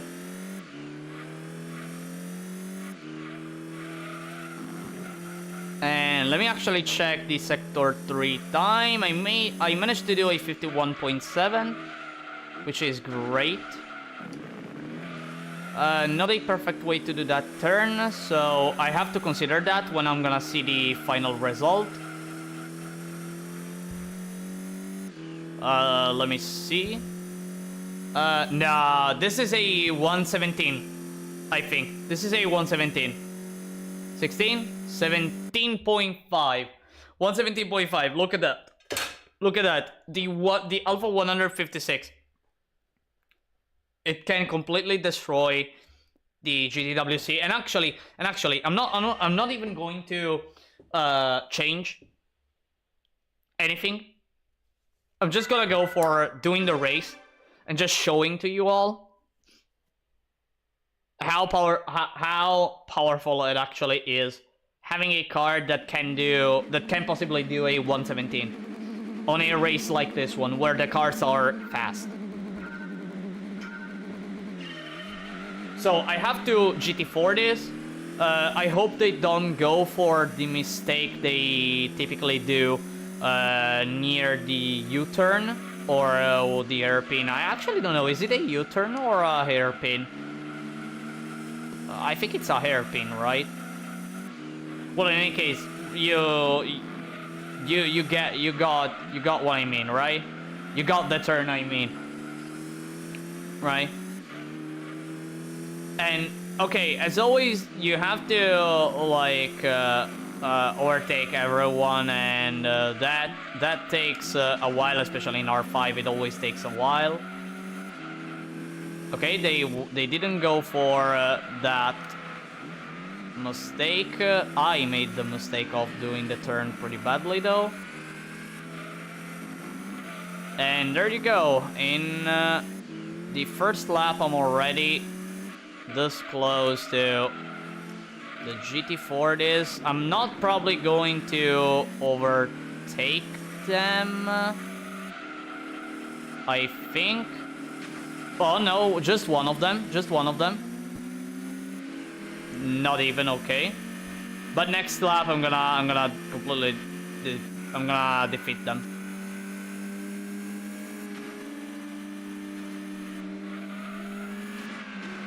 And there you go. Almost. There you go. That's it. Ah, no, man. I hit the wall. Oh, well. Next turn. Next turn.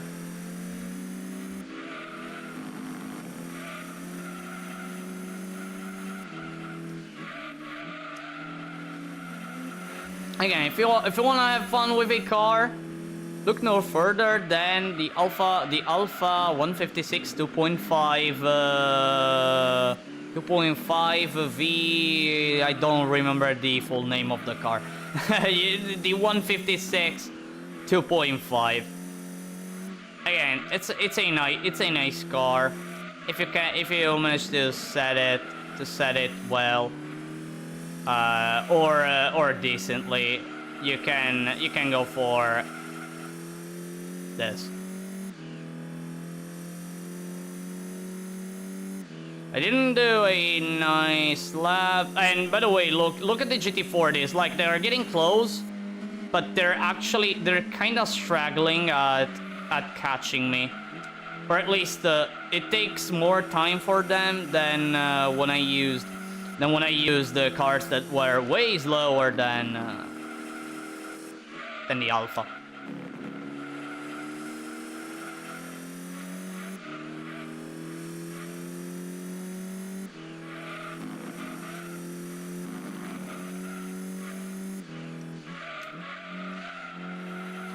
The car has a bit of trouble at doing the downhill.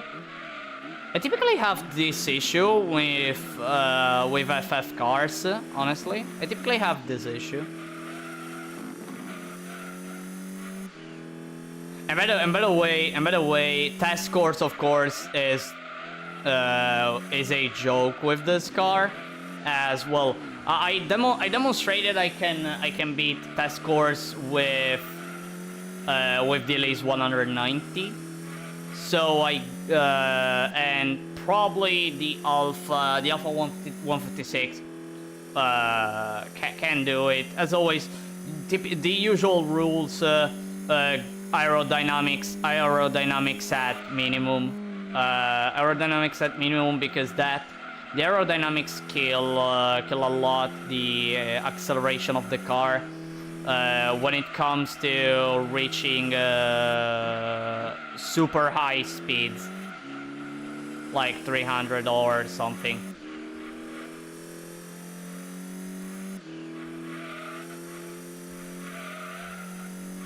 And yeah, like, well, you already saw the result. I think I'm gonna end the race, and then move on to showcasing more cars that can do beating Gran Turismo. Actually, I wanna go for a car. As of now, after this one, I want to go for a car that I almost managed to make viable for beating Gran Turismo 2 with a single car. I'm gonna show to you all, and we're gonna go with the process of actually improving the car. So far, I went with just one setting, and it was already fine. But probably with this car, with the car I'm gonna show, probably I'm gonna go for doing multiple tests to see which setup makes the car go fast. Ouch, by the way. In any case, 118.7. On every single lap, a 118 point something. I didn't manage to do a 117. But again, 118 is already enough. 118 is already enough to beat the Gran Turismo All-Stars opponents right here at R5. And there you go. I look behind me, and oh boy, look at those cars. Probably they are 4 seconds behind me. Actually 4 seconds behind me. Or 3. No, 3 seconds behind me. No, 3 seconds behind me. Okay, 3 seconds. Yeah, you can do, and again, it can do the entire game. This car can do the entire game. I'm showcasing cars that can do the entire game.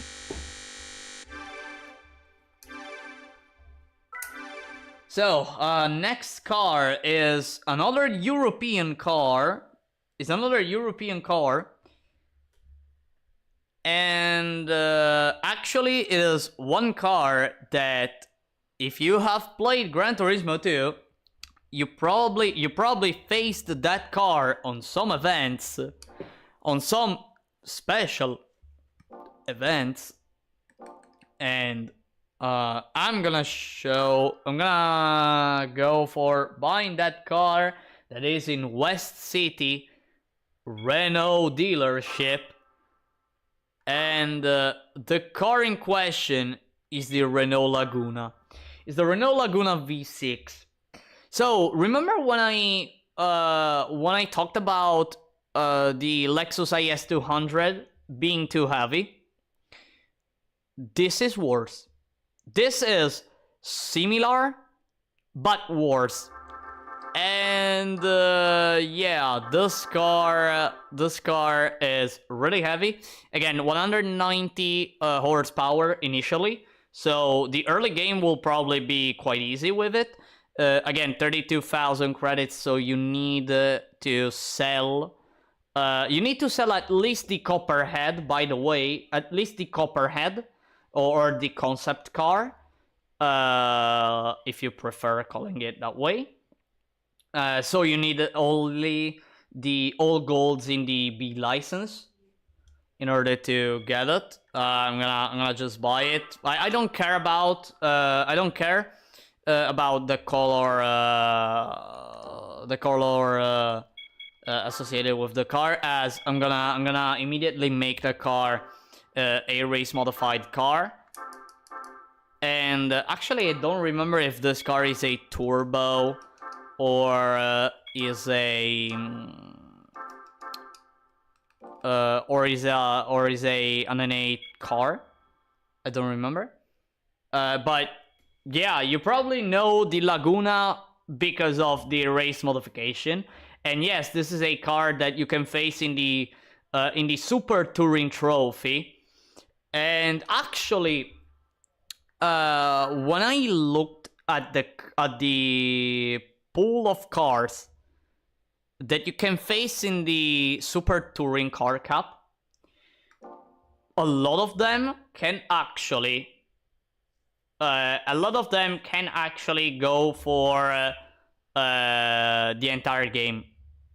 Can actually go for the entire game.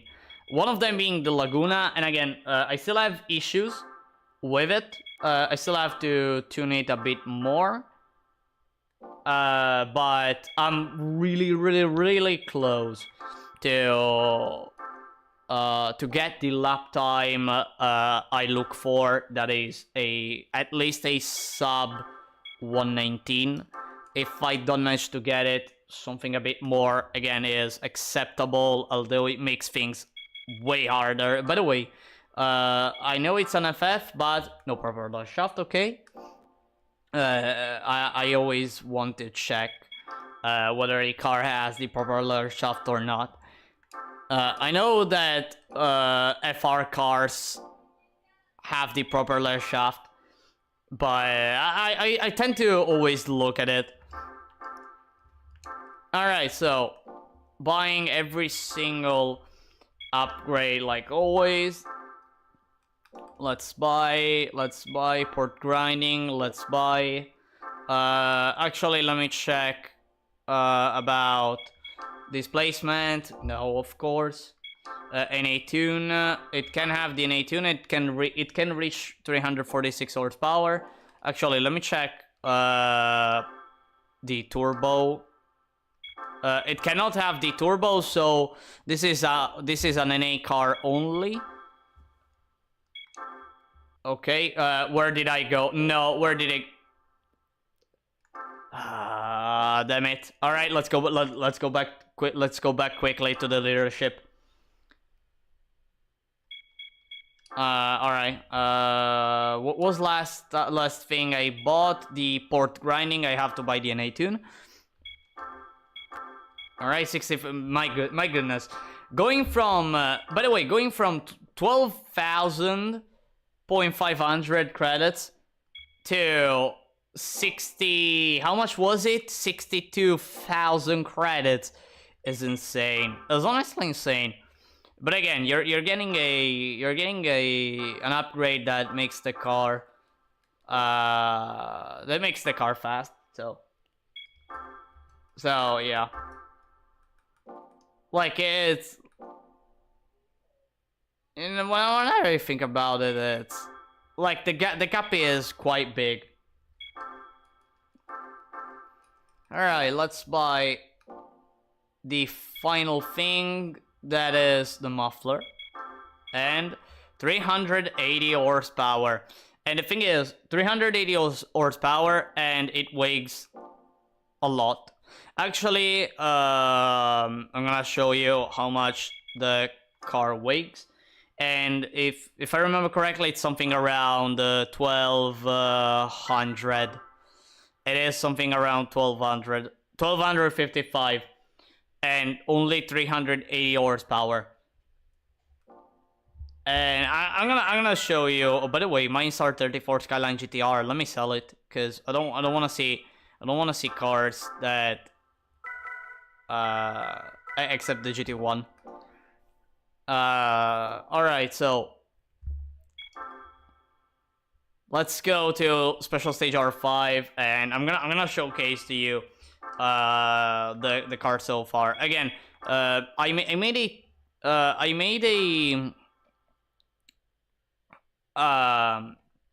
made some tests, but unfortunately I forgot to do a save state, so I don't have any more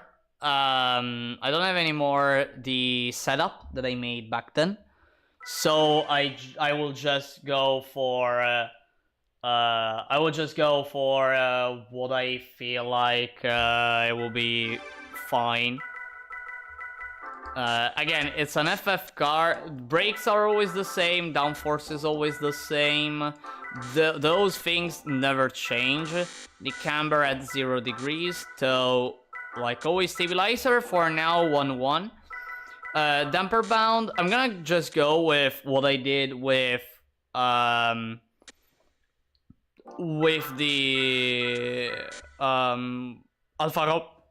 Alfa Romeo 156. So I'm gonna go for a 1515 with a little bit more. No, actually, with I think I'm gonna go for a 99. Probably it's not enough, but who knows? Maybe stabilizer 2-1. Why not? As for the gears, reverse gear trick, I'm not going. I will never change I will never change to the gear trick unless it's super necessary. Again, there are cars that really need the gear trick more than the reverse gear trick, but the majority of them just need the reverse gear trick because it makes them better, especially when it comes to the start. Again, the start is as important as the rest of the race, so yeah. And you can see that the car is heavy, and I'm not able to do the turn at a pretty high speed, but I'm noticing that it's turning a lot. It's turning a lot, actually. It is turning a lot, but it doesn't have the same acceleration that the Alpha 156 has. So probably, especially in the straight, I'm probably gonna lose some time. By the way, I managed to do a 38.9 on Sector 2, which is really, really great.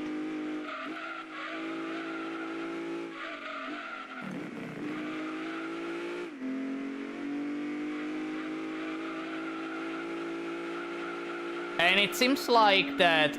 By the way, let me check the top speed. I really need to check the top speed of the car because I think like it's 240, 250-ish, 250-ish. I can make it a bit. I can probably make the car a bit longer on 5th gear. I don't think I need to make the auto set. I don't think I have to increase the auto setup to 9. I think I just need to make 5th gear a bit longer. It may kill the acceleration in the straight. Most likely it will kill the acceleration in the straight. But at least it will be able to have a better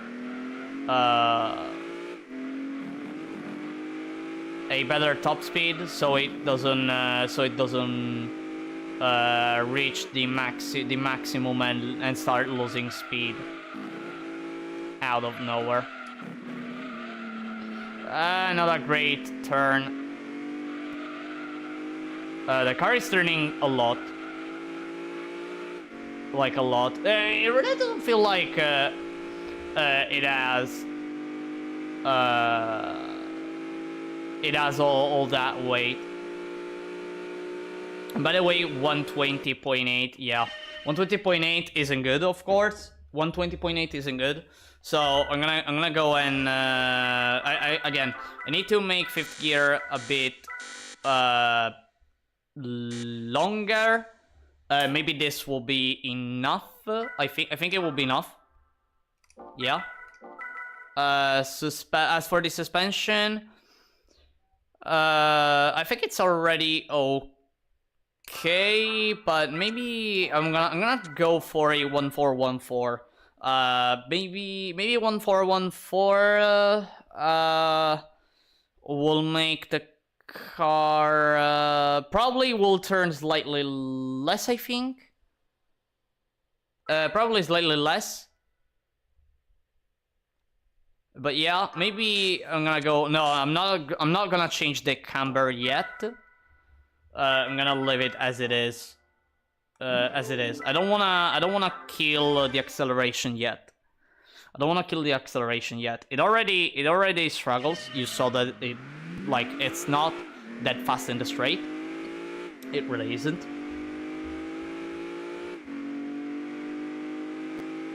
But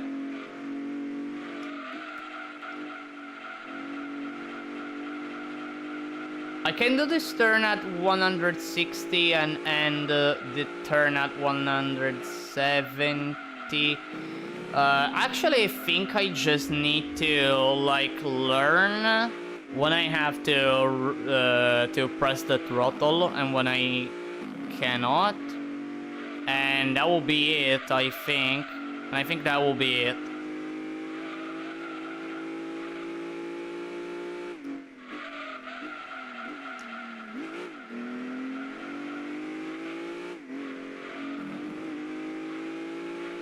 Yeah, the car is actually turning a lot. Not gonna lie, the car turns a lot, which is something I like, of course. Although I need to, I have to start remembering how to do those little 3 turns right after the end of sector 3. Let me check the top speed. 220, 230, 240, 250. That's good. That is really good. I can do the turn at 160 kilometers per hour while staying on the inside, which is nice to see. 16.4. Okay, it's an okay sector time. Maybe a bit too slow, honestly. Probably because I started braking early.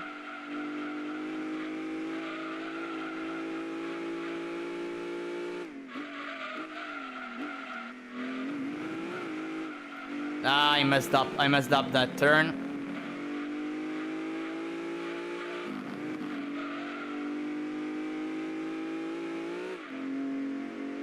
$53.5. This is actually, considering the car, it's gotta be a 120. It's a 120. 17, 18, 19, 120.4.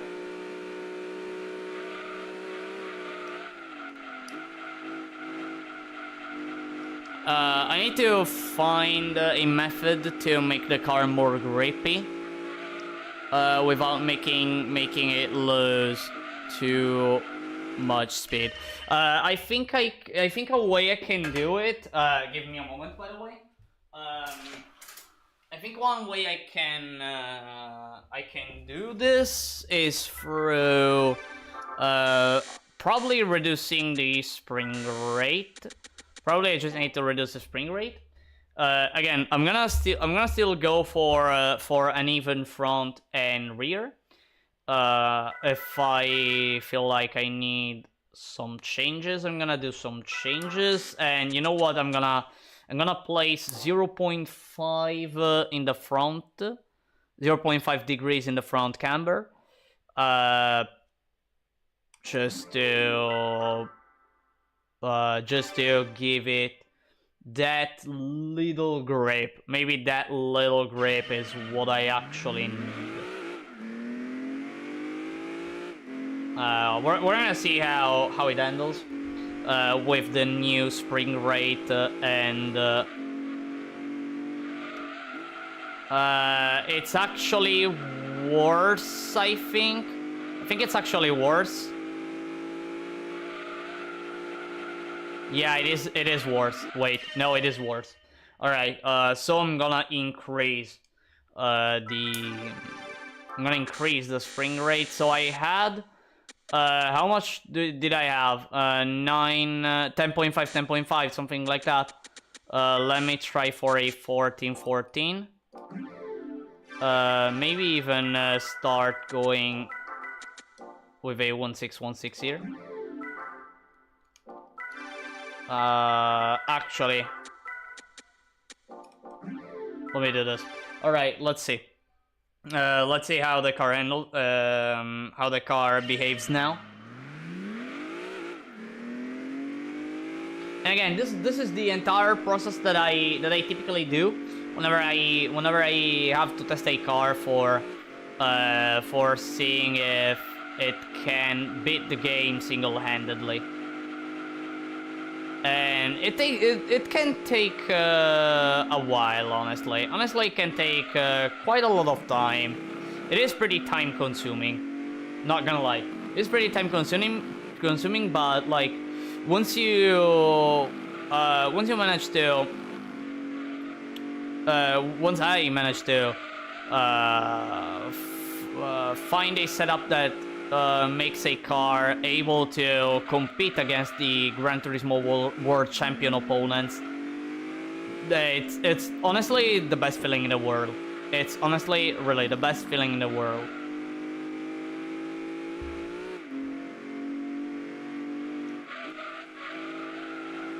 Okay, the car turns way more now. It is definitely better than before. Definitely better. I only need to.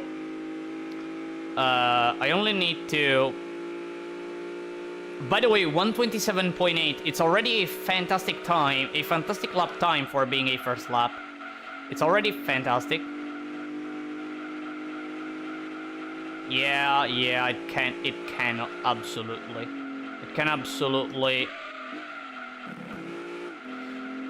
win. It can absolutely reach at least a 119. A 119 can for sure. 30.3 as on sector 2. I made that mistake, so damn it. I honestly didn't like that error in the downhill. Let me check the time here. 52.9. I still have a chance to do a nice lap here.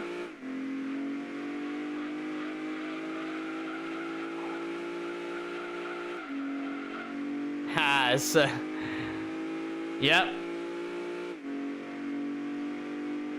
This car is ass, but I'm trying to make it less ass, and seems like, well, I made the car better for sure.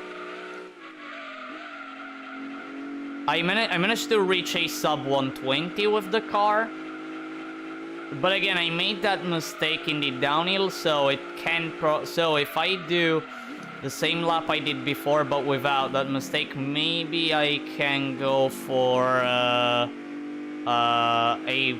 way better time. Ouch.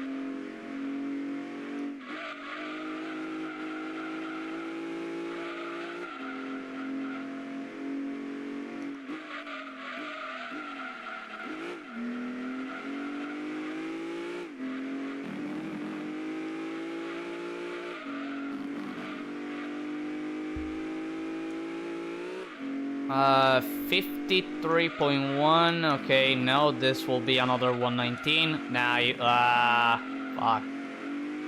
Fuck. Oh, come on. Really?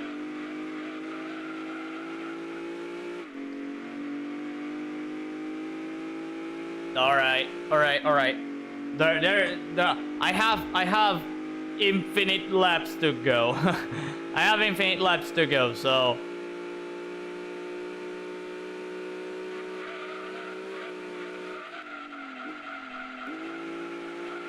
not a nice turn one.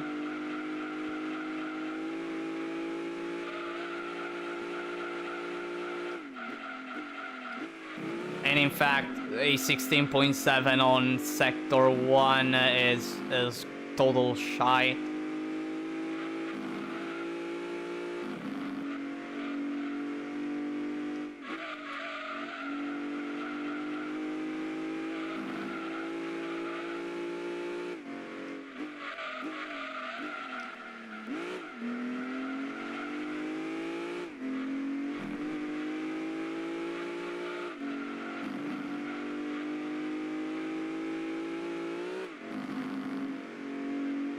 Another 53.4. Not a nice lap. Again, not a nice lap. So far, a 119.7 is the best I managed to do. Either it needs a different gear setting, but I don't think so, honestly. Or just play a bit better, or increasing the camber to 1 degree, the front camber to 1 degree.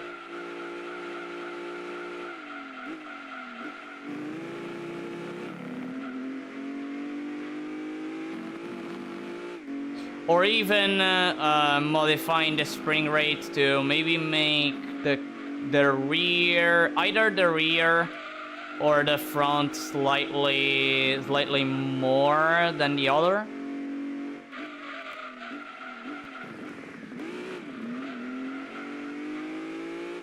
I don't know.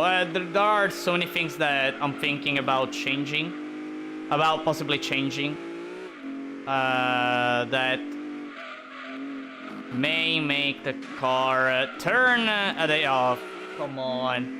That may make the car turn at an even higher speed.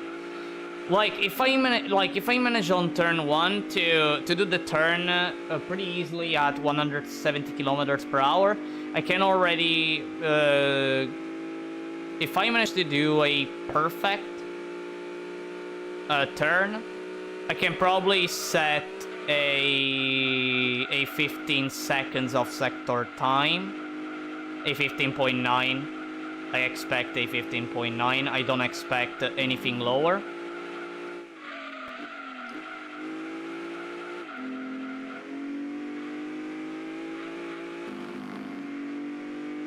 The problem of this car is actually its acceleration,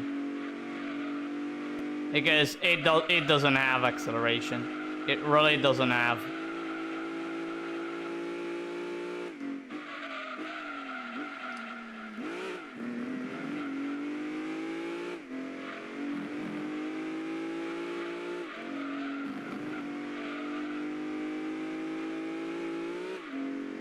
53 flat. 53 flat. Oh, come on, man! I'm always doing this turn so badly. All right, let me change. Let me change the camber to 1 degree. No, actually, before increasing it.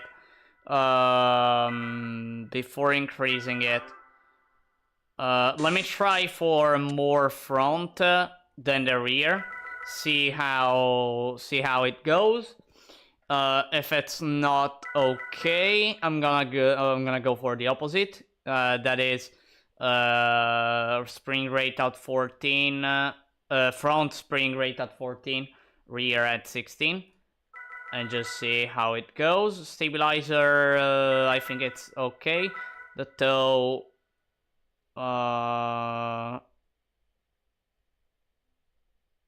the toe is okay. Yeah. Let's go again.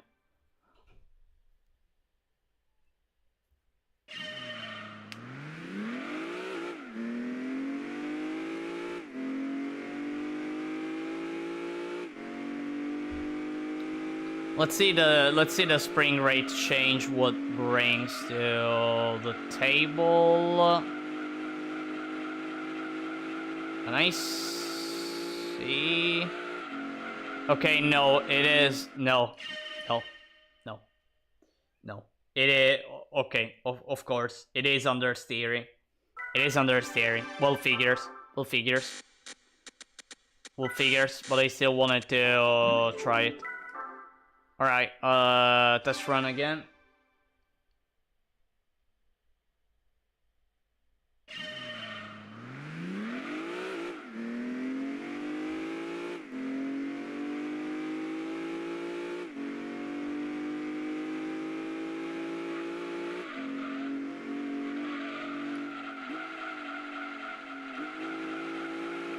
I'm not managing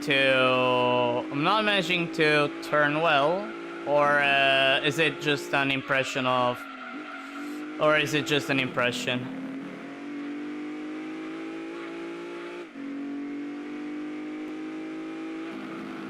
Let me think.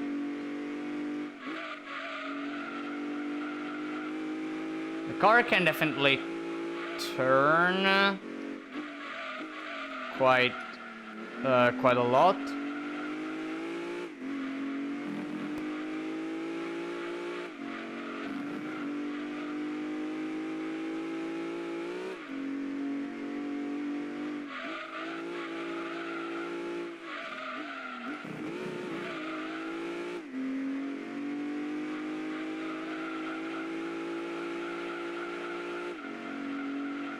The car can definitely turn a lot.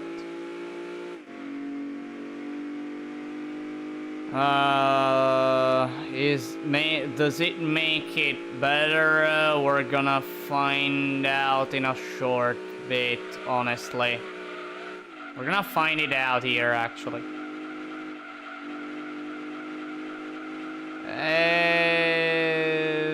I mean, do know. I don't know. Kinda.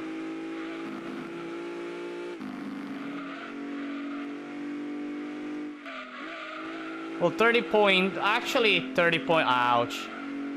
I made a 30.3 on Sector 2. That was actually good. That was actually a good time, if not for what happened right after. If not for what happened right after. So probably this car, if I manage to find a setup that makes this car good, it will probably fall onto that kind of category of cars that they can beat the game if I manage to find the right setup to make it good. It can beat the game, but in order to beat it, you need to play very well. Like, it's, let's say, sort of hard difficulty.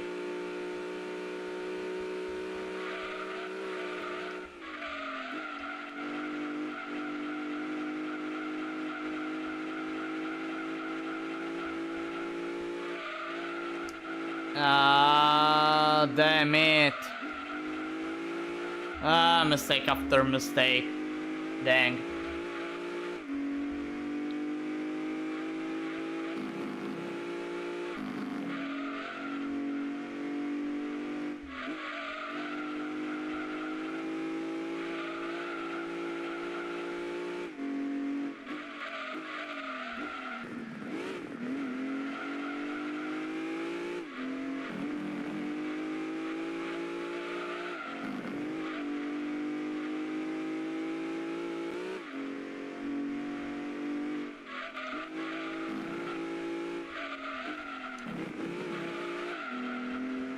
Dang, and right when I did the start pretty badly, I did the rest pretty well. Damn it. This is another 120. This is another 120. Again, this car is hard. It's really hard to play with. But I'm getting there. If I don't... Okay, so no mistakes allowed. With this car, no mistakes allowed. Basically.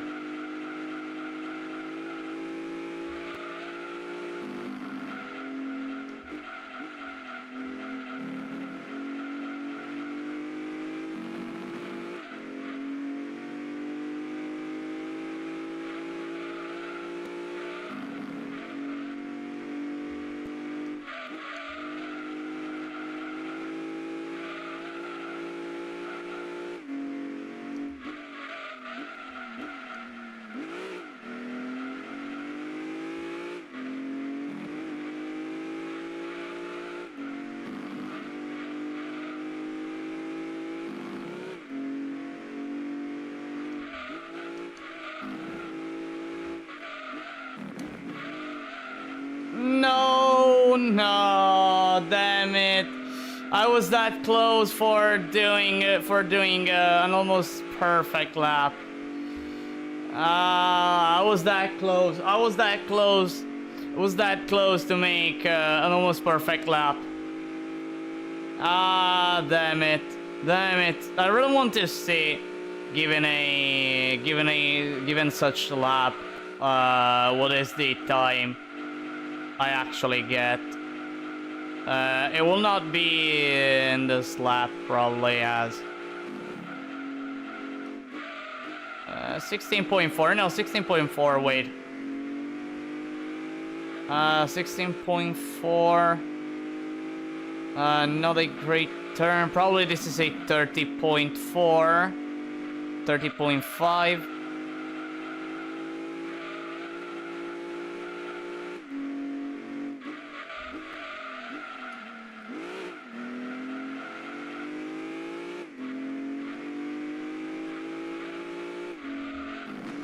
Ah, damn it, there is a mosquito around me. Fuck! Nah, come on. Come on, why is there a mosquito around me? Come on. I was doing another nice lap. Or at least a decent one. Damn it.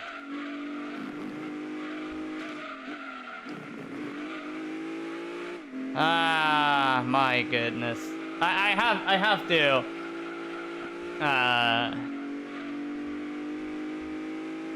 I have to open my window because otherwise because I need some fresh air, and sometimes mosquitoes enter. Come on.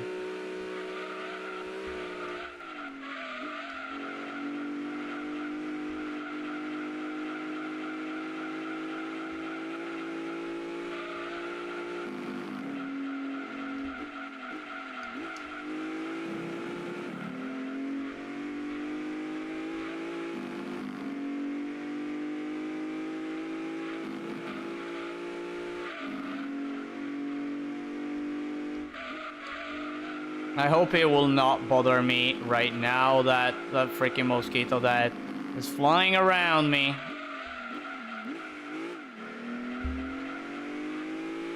I can feel it. I really hate whenever I have a fly mosquito or something that flies around me. I really don't like that.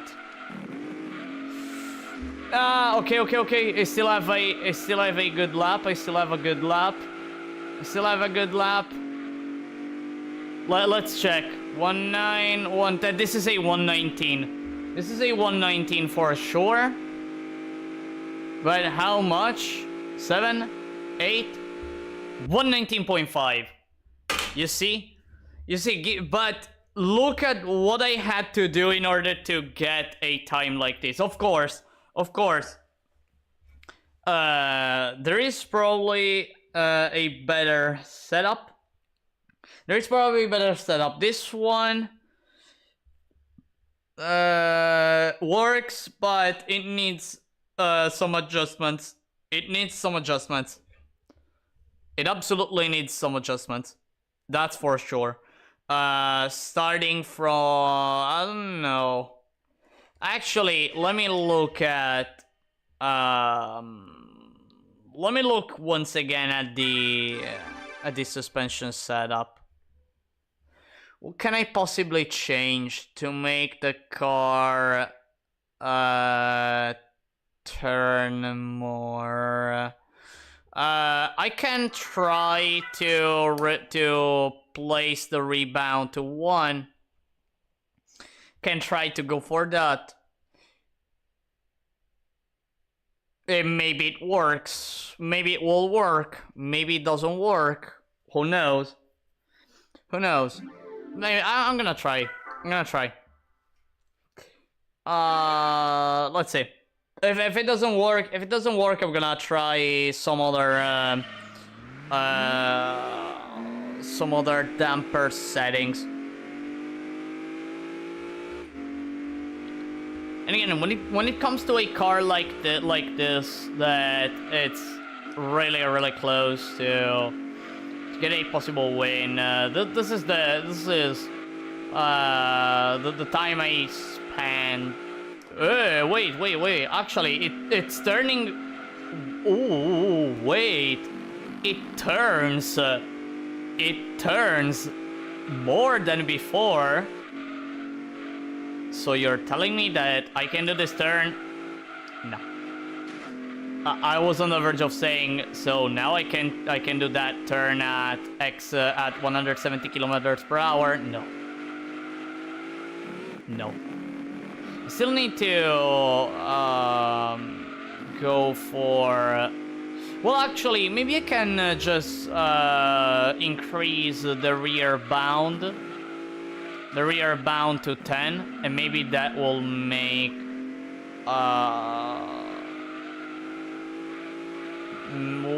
the car turn even more. I don't know. Maybe. Possibly. Now that I found that technique, thanks to the Lotus Elise run, I can see how useful it can be to change only one of the dampers.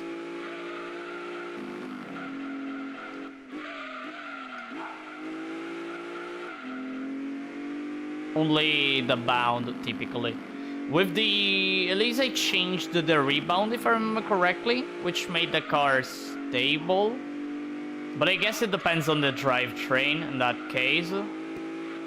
Yeah, I think it depends on the drivetrain. Or maybe not. I have to test the behavior of the cars. But yeah, it seems that I am faster. Okay, maybe I have... Okay, that wasn't great, but I am faster. But I managed to be faster.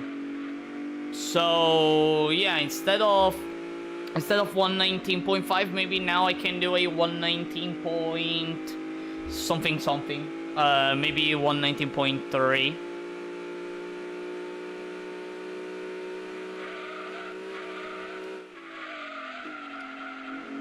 I started braking to. Yeah, actually, let me try. A rear of 10. See how it goes. Probably it will become incredibly oversteery, I think. With a 10 I will make the car a lot oversteery.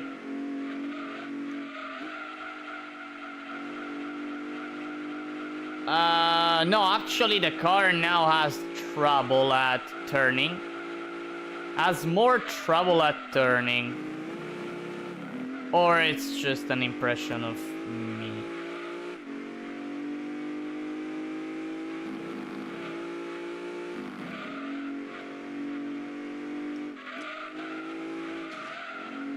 I feel like it dive bombs now, the car. I feel like the car now dive bombs. Not gonna lie.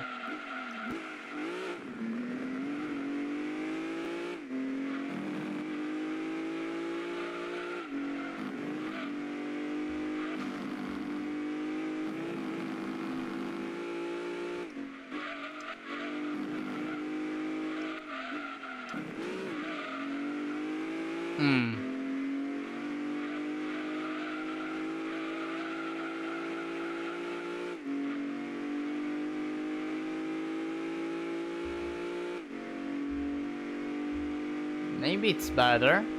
Maybe it's better. Maybe it's better. Maybe not. Let's check.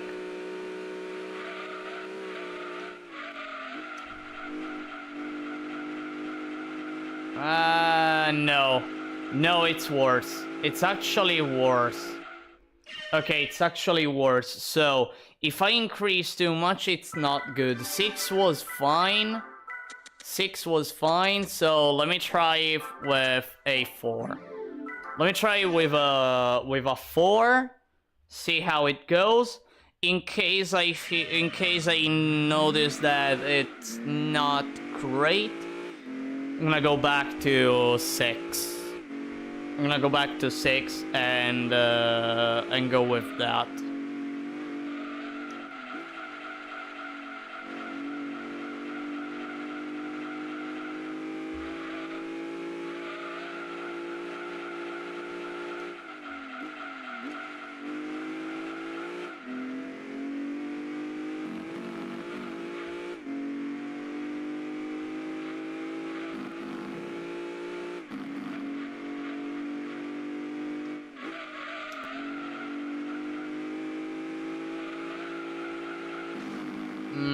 Nah, I'm gonna go back to 6. I'm gonna go back to 6. So 6 was good. 6 was like a good number. It's like a good number. At this point, I'm gonna increase the camber. At this point, I will increase the camber to 1 degree. The front camber to 1 degree. See how much more grip I get from having that 1 degree. By increasing with that 0.5.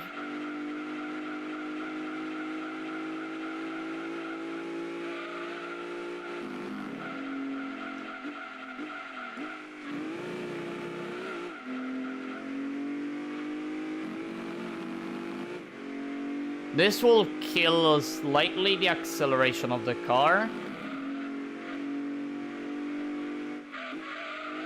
But I think that it's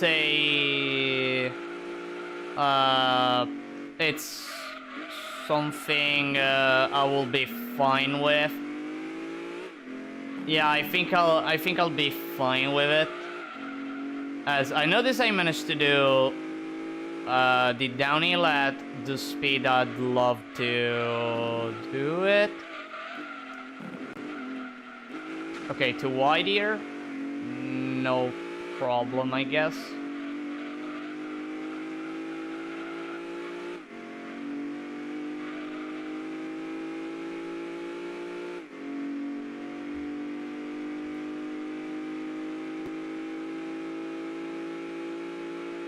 First lap, I don't care, because I didn't do a nice lap.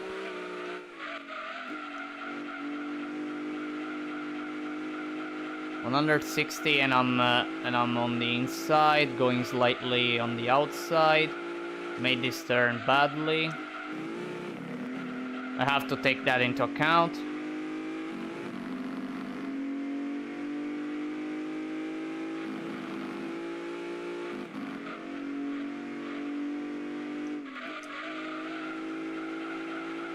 I can pretty much do the turn at 170 kilometers per hour now with the camber at 1 degree. With the front camber at 1 degree. I can do that now. Which it's perfect actually. It's actually perfect. I don't expect to have a nice a nice acceleration. Of course, I did this turn badly because I was with I was doing a sub 53 on sector 3. Damn it. Guess I'm gonna go for a next lap. But yeah, it seems like I improved in the downhill. In the downhill section, so probably in the corkscrew, I will not have, this car will not have any problem at all right now.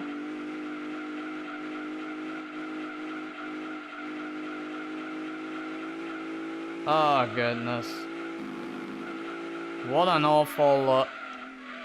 awful sector 1.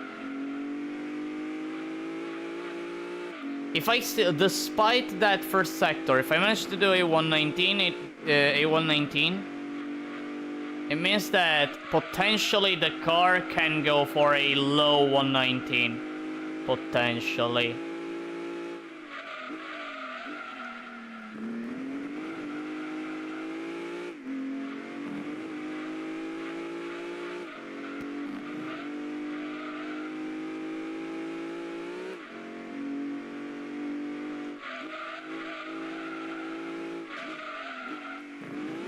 Nah, I'm missing.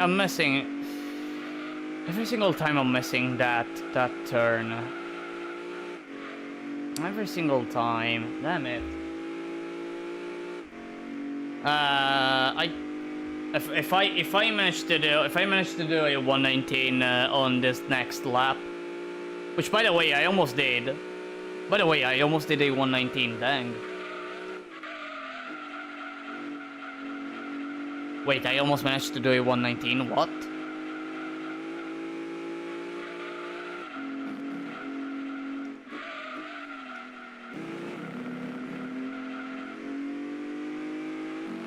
Wait, what?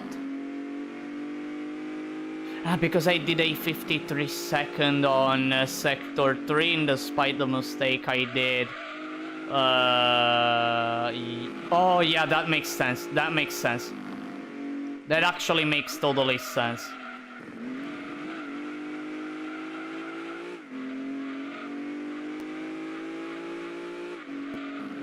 It actually makes total sense. 52.7, huge opportunity here. And fuck. I hate the weight of this car.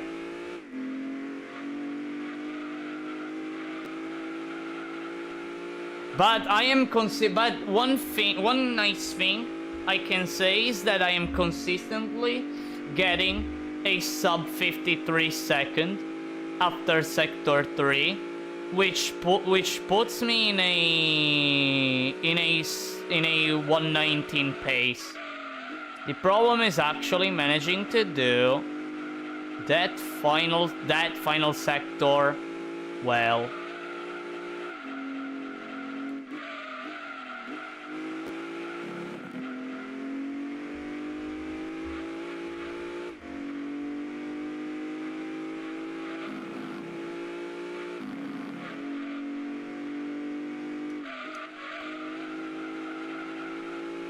Ooh, nice downhill, really nice downhill.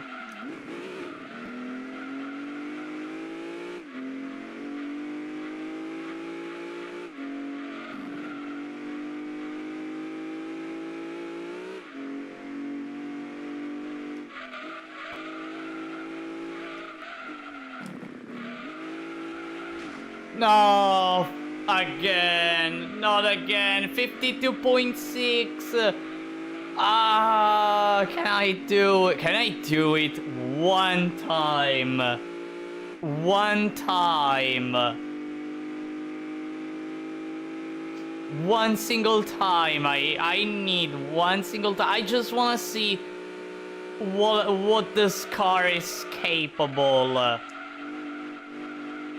I just want to see what this car is capable of.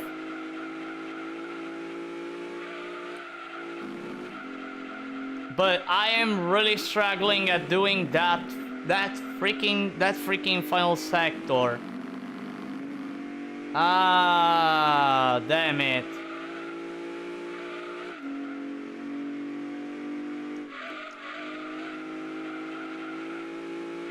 Now the car turns a lot, like really well. Turns really well. I'm gonna lie, this turn I did it so badly. Well, let's check the sector time to see if I can consider this 53.3. And of course, if it, above 53, good final sector. Of course. Okay, fine. fine for me, I guess.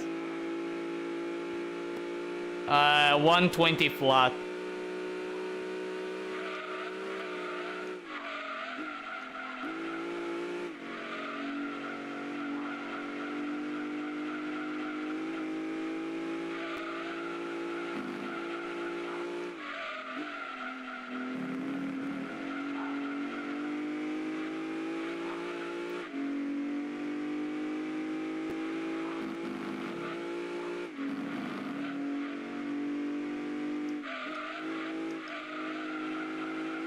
Nah, wrong.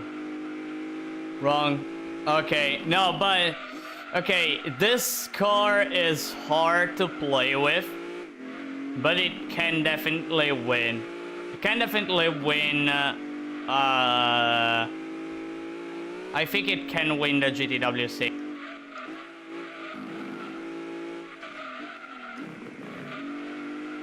I think it can win.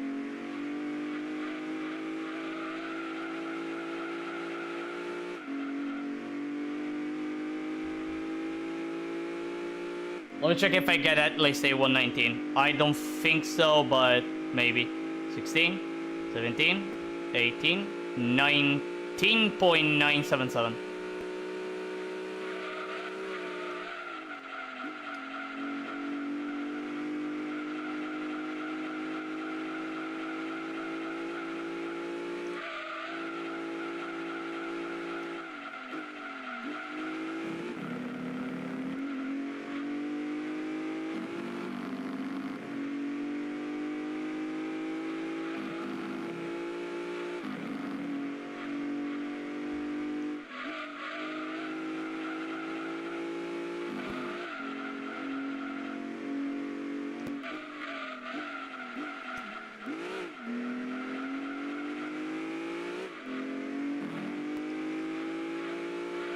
There has to be... No, I think the suspension setup is already fine.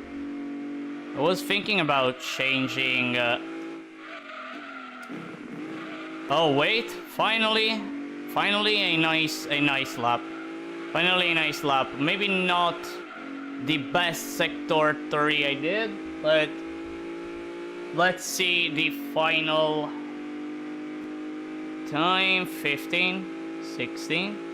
17, 18, 19.488.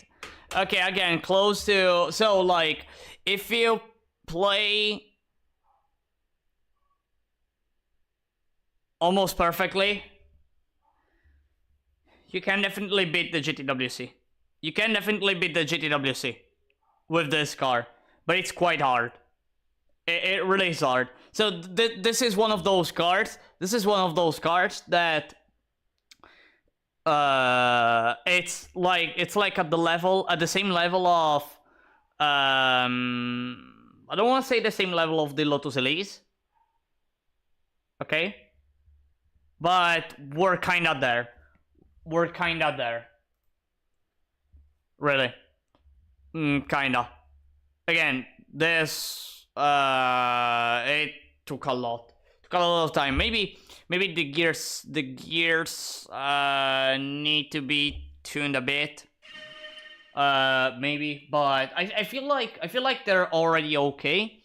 And I tell you the reason why. Every single time I was doing the final turn, no, the uphill, I was constantly at third gear with high RPM. Basically, I was gaining speed. I was gaining speed, a lot of speed. While doing the turn relatively easy, without having any trouble at all. which is great. I always love doing that turn with high RPM, so the car doesn't lose speed, because some cars, especially FFs, tend to lose speed in that portion or in that turn. But in this case, it didn't happen. It didn't happen. I was gaining speed. I was exiting the speed at a higher speed than normal, and that helps for both the lap I am ending in that moment, and for well, the beginning of the next lap, that where I have that little extra speed. I have that amount of speed. Again, maybe I just need to find better gear spots. It is already fine. I mean, again, it can do interesting times, but you have to play perfectly. So probably it will struggle at Rome. This is one of those cars that struggles at Rome like a lot. Alright, everyone. So I think I'm gonna show one more car that can beat the game. Actually, two more cars, but one of them I'm gonna just show it here, and one of them is the Golf 4 GTI 1.8T. It can beat the game. Okay, it can. And it's actually not that hard to tune this car. Really, it's not that hard to tune. And since it's an FF, it will have an easy game, especially at Laguna Seca. With the corkscrew. Always remember that FF cars are they have quite a lot of advantage at Laguna Seca, because they can do the corkscrew at a pretty high speed without spinning or losing control or anything. Naturally, if you tune them well, if you tune the suspension well, and as for the gears, like you still need to find the setup for every single truck, of course, but it's not that hard to find a decent one. So, like, you can even go for a slightly optimized setup, and it will be fine. But the card that I wanna actually showcase is the Honda Integra Type R. It's the Honda Integra Type R. Can I be honest? This car, it was kind of unexpected. And I'll show you the reason. So, now I don't remember if this is the 95 version of the Integra Type R, which, if I recall correctly, it is the used Honda Integra Type R, if I remember correctly, because in the new one you can find the 98. Okay, yeah. Right here. Here you can, in the new one you can find the Integra Type R 98, but in the used one you can find, if there is, of course, the Integra Type R 95. You can find this one. It has 197 horsepower, so it is one of those cars that can barely do this, the beating Gran Turismo 2 with a single car challenge, as it has the amount of horsepower it has. It is the limit, the horsepower limit of the first events of the Nationals. So, hence why it's barely at its limit, but you can. You actually need to sell at least the spoon to afford this car. I don't think you can get it for less than, you can find one for less than 10,000. But probably you cannot there is a Honda Integra Type R 95 that costs less than 10,000, probably doesn't exist. I haven't searched for, but most likely. And when fully tuned, it can reach quite nice stats, actually. It can reach nice stats, 62 horsepower and 1,049 kilograms, which is a respectable amount of both horsepower and kilograms. And I'm gonna show you all the setup that I found. The setup and the gear setup that I found that manages to make the car go quite okay. This falls. By the way, this is the suspension setup.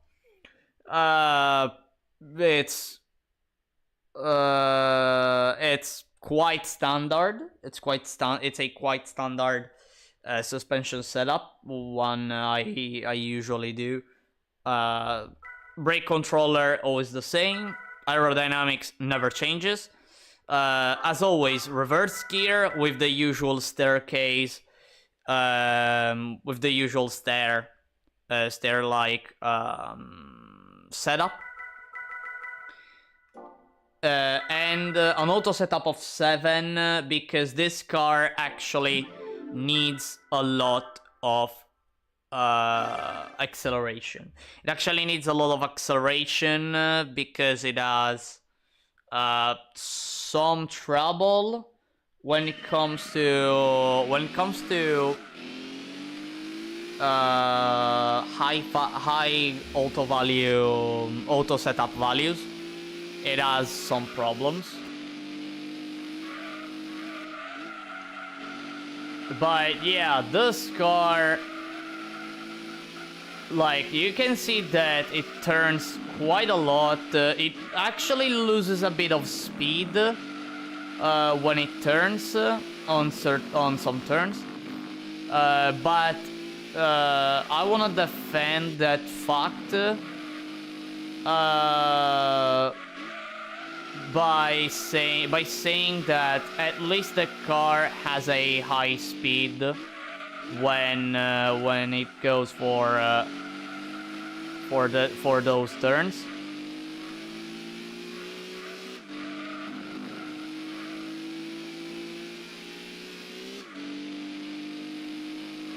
There may be a setup that can solve that issue. Probably there is. It's just that as of now, the setup that I have made again a few weeks ago. Last time I did this kind of test. By the way, I hit the top speed. I didn't remember that I was hitting the top speed. Oh.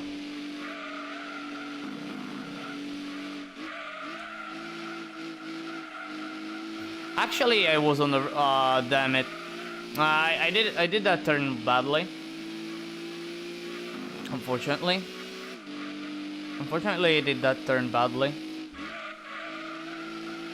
And in fact, you can see that on Sector 2 I got a 30.7, which isn't great. It really isn't.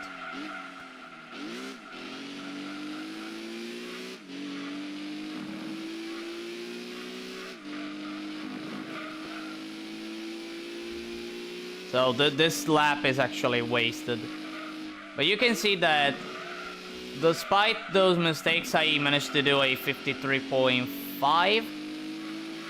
Which isn't, well, it's bad. If you aim for the 119, it's bad.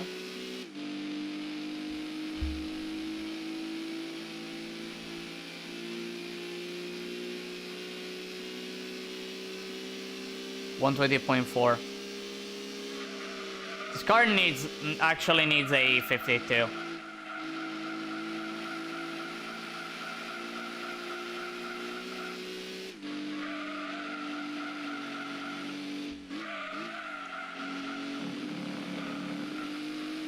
And you can see that the car turns really a lot.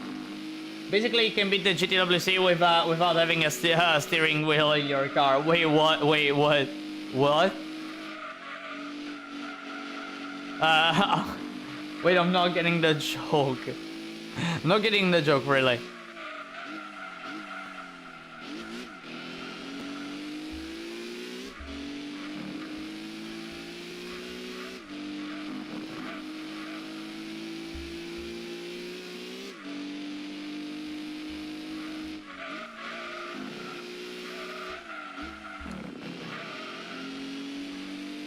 It is quite easy to turn with this car. It is actually easy for me to do that final sector. Although, again, this just like the Laguna is one of those cars that you need to play well for the entirety of the track, for the entirety of the lap. Otherwise, you're gonna have trouble.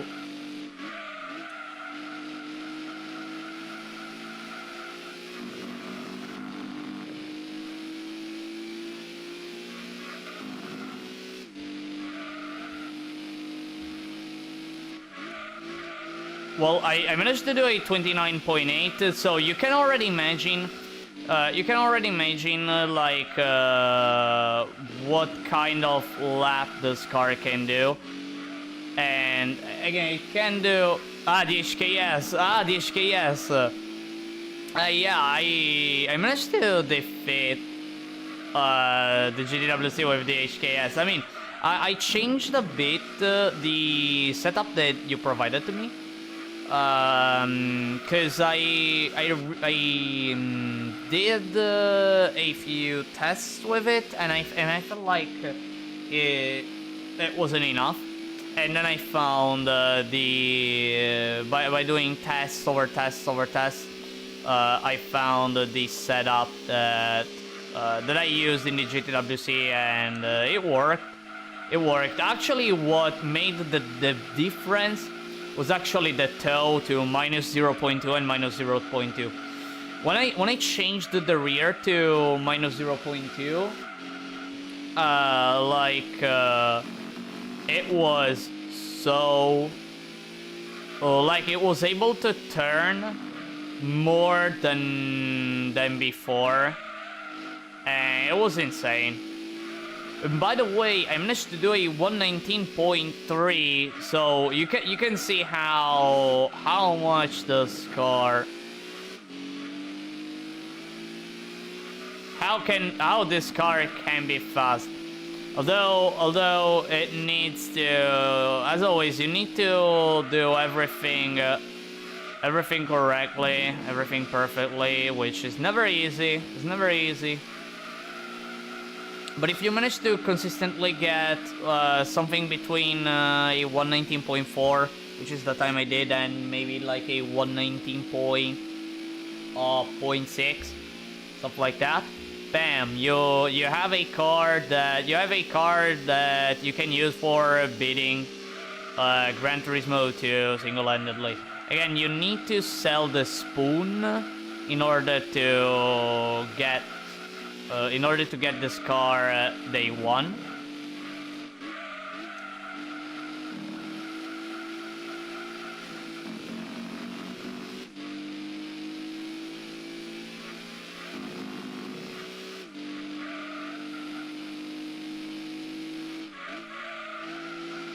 And yeah.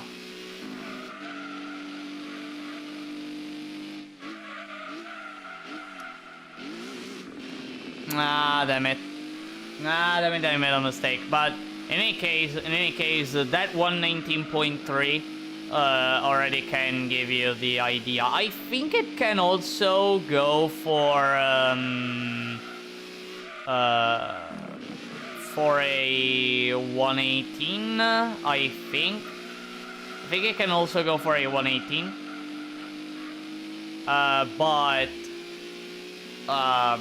But either it needs a little bit more optimization from the gears, or um,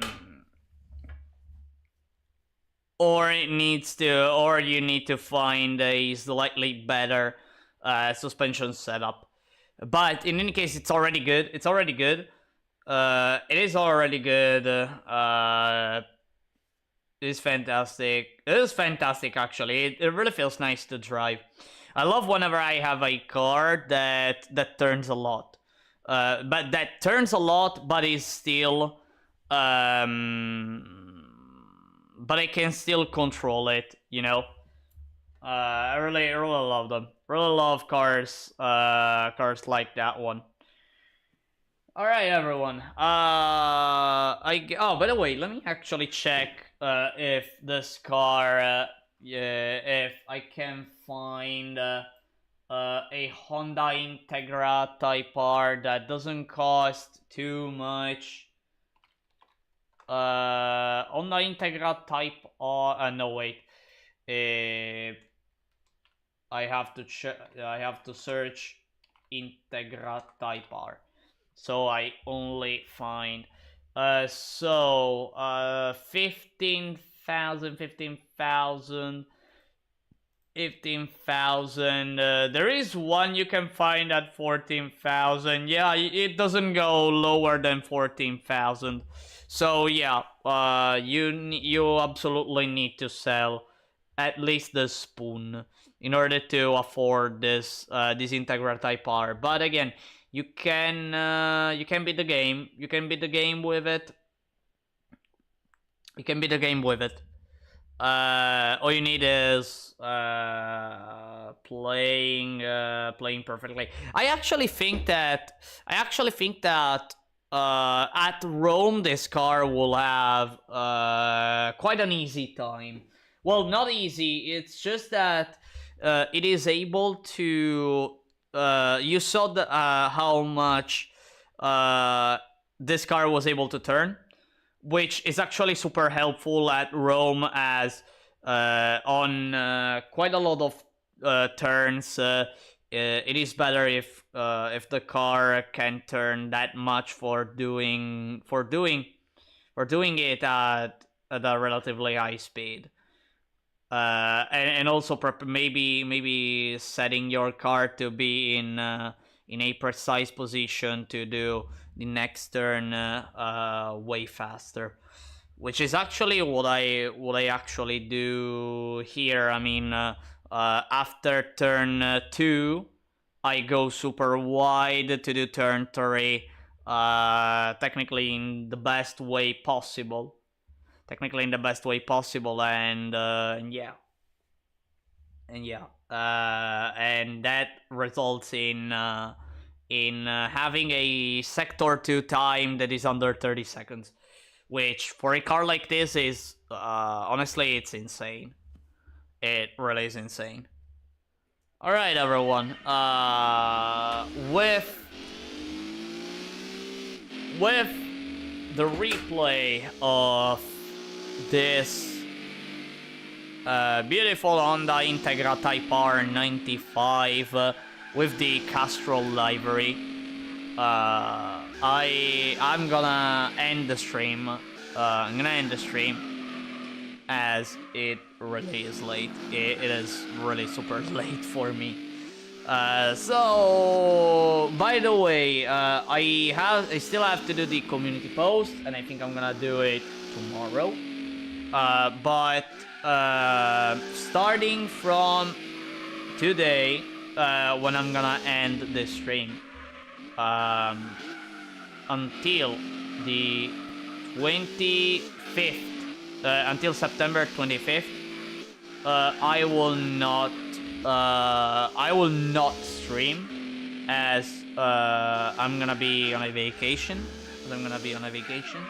So I will not be able to stream.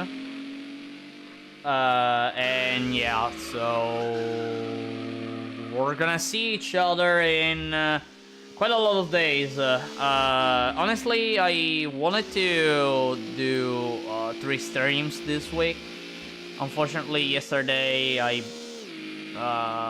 didn't manage to. I didn't have the strength to to start a stream, as I went back home from work and I was completely devastated. Like I laid on the bed for 5 minutes and I slept. I basically slept. Usual me being me, as always. But today I managed to, and I wanted to do this stream. The HKS run, which was fantastic to do. It was fantastic to do. It wasn't hard. No, wait. It wasn't easy to control the HKS. It wasn't hard until I reached Rome. When I had to do Rome, it started to become hard. Only Rome was actually hard. Not gonna lie, only Rome was actually hard. And yeah. And then this little showcase, which again, 20 cars can beat Gran Turismo 2 single-handedly as of now. I made 7 runs as of now, so 14 cars to go. Today I showcased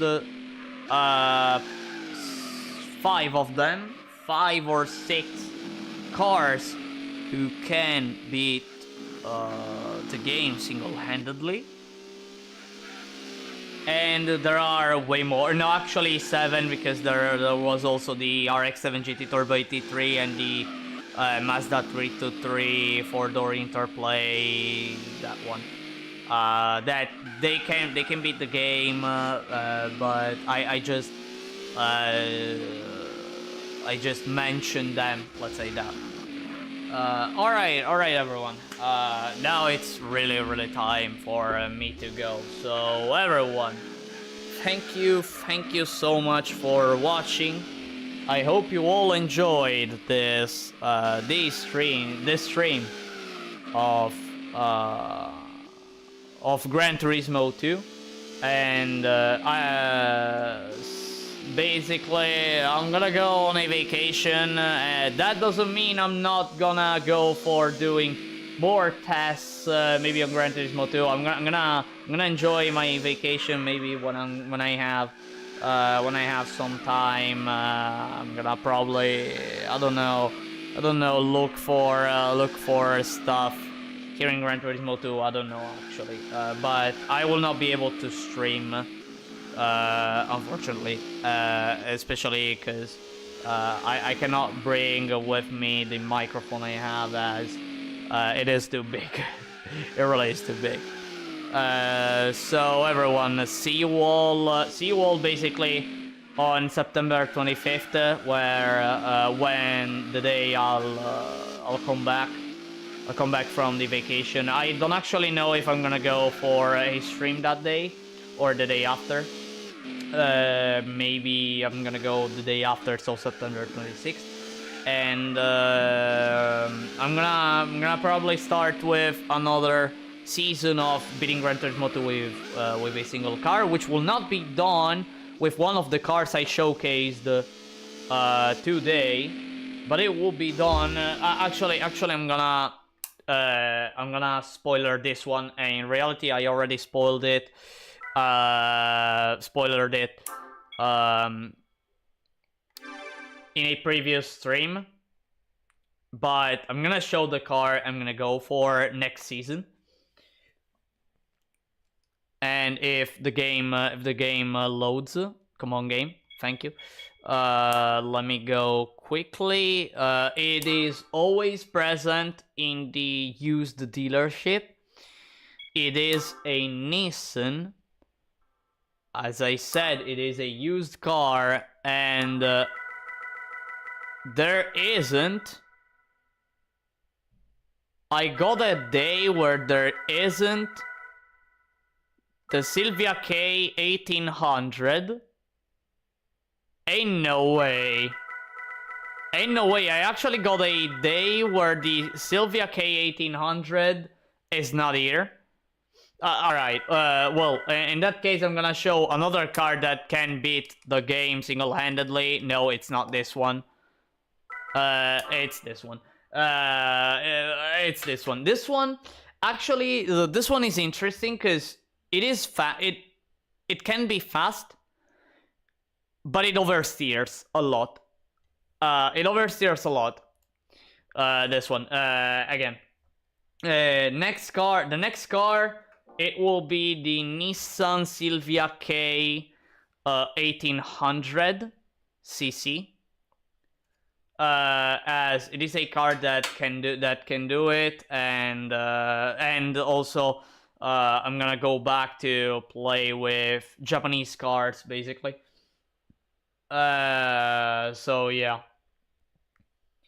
All right, everyone. Now that's really it for the end of the stream. I figured to you try the drag skyline. I figured you try the drag skyline. The drag R33, right? Actually, I think it is way harder than the 180SX. Because it's a 4-wheel drive, it weighs more, and it weighs more. Yeah, it weighs more. So that one is actually, I think it is way harder than the 180SX. Yeah, it's a heavy boy. Yeah, and also the AWD doesn't help. I think. I think. Then again, one has to try. One has to try. Alright, everyone. With this, I'm gonna go on a vacation. And again, thank you so much for watching this stream. I hope you enjoyed the GTWC run with the HKS and the cars showcase. I hope you're you will wait for the next season of Gran Turismo 2, of beating Gran Turismo 2 with a single card that will be done at the end of September. And everyone, see you all in a few weeks. In 2 weeks, right? 2 weeks. Yeah, in 2 weeks. See you all in 2 weeks. Bye bye, everyone.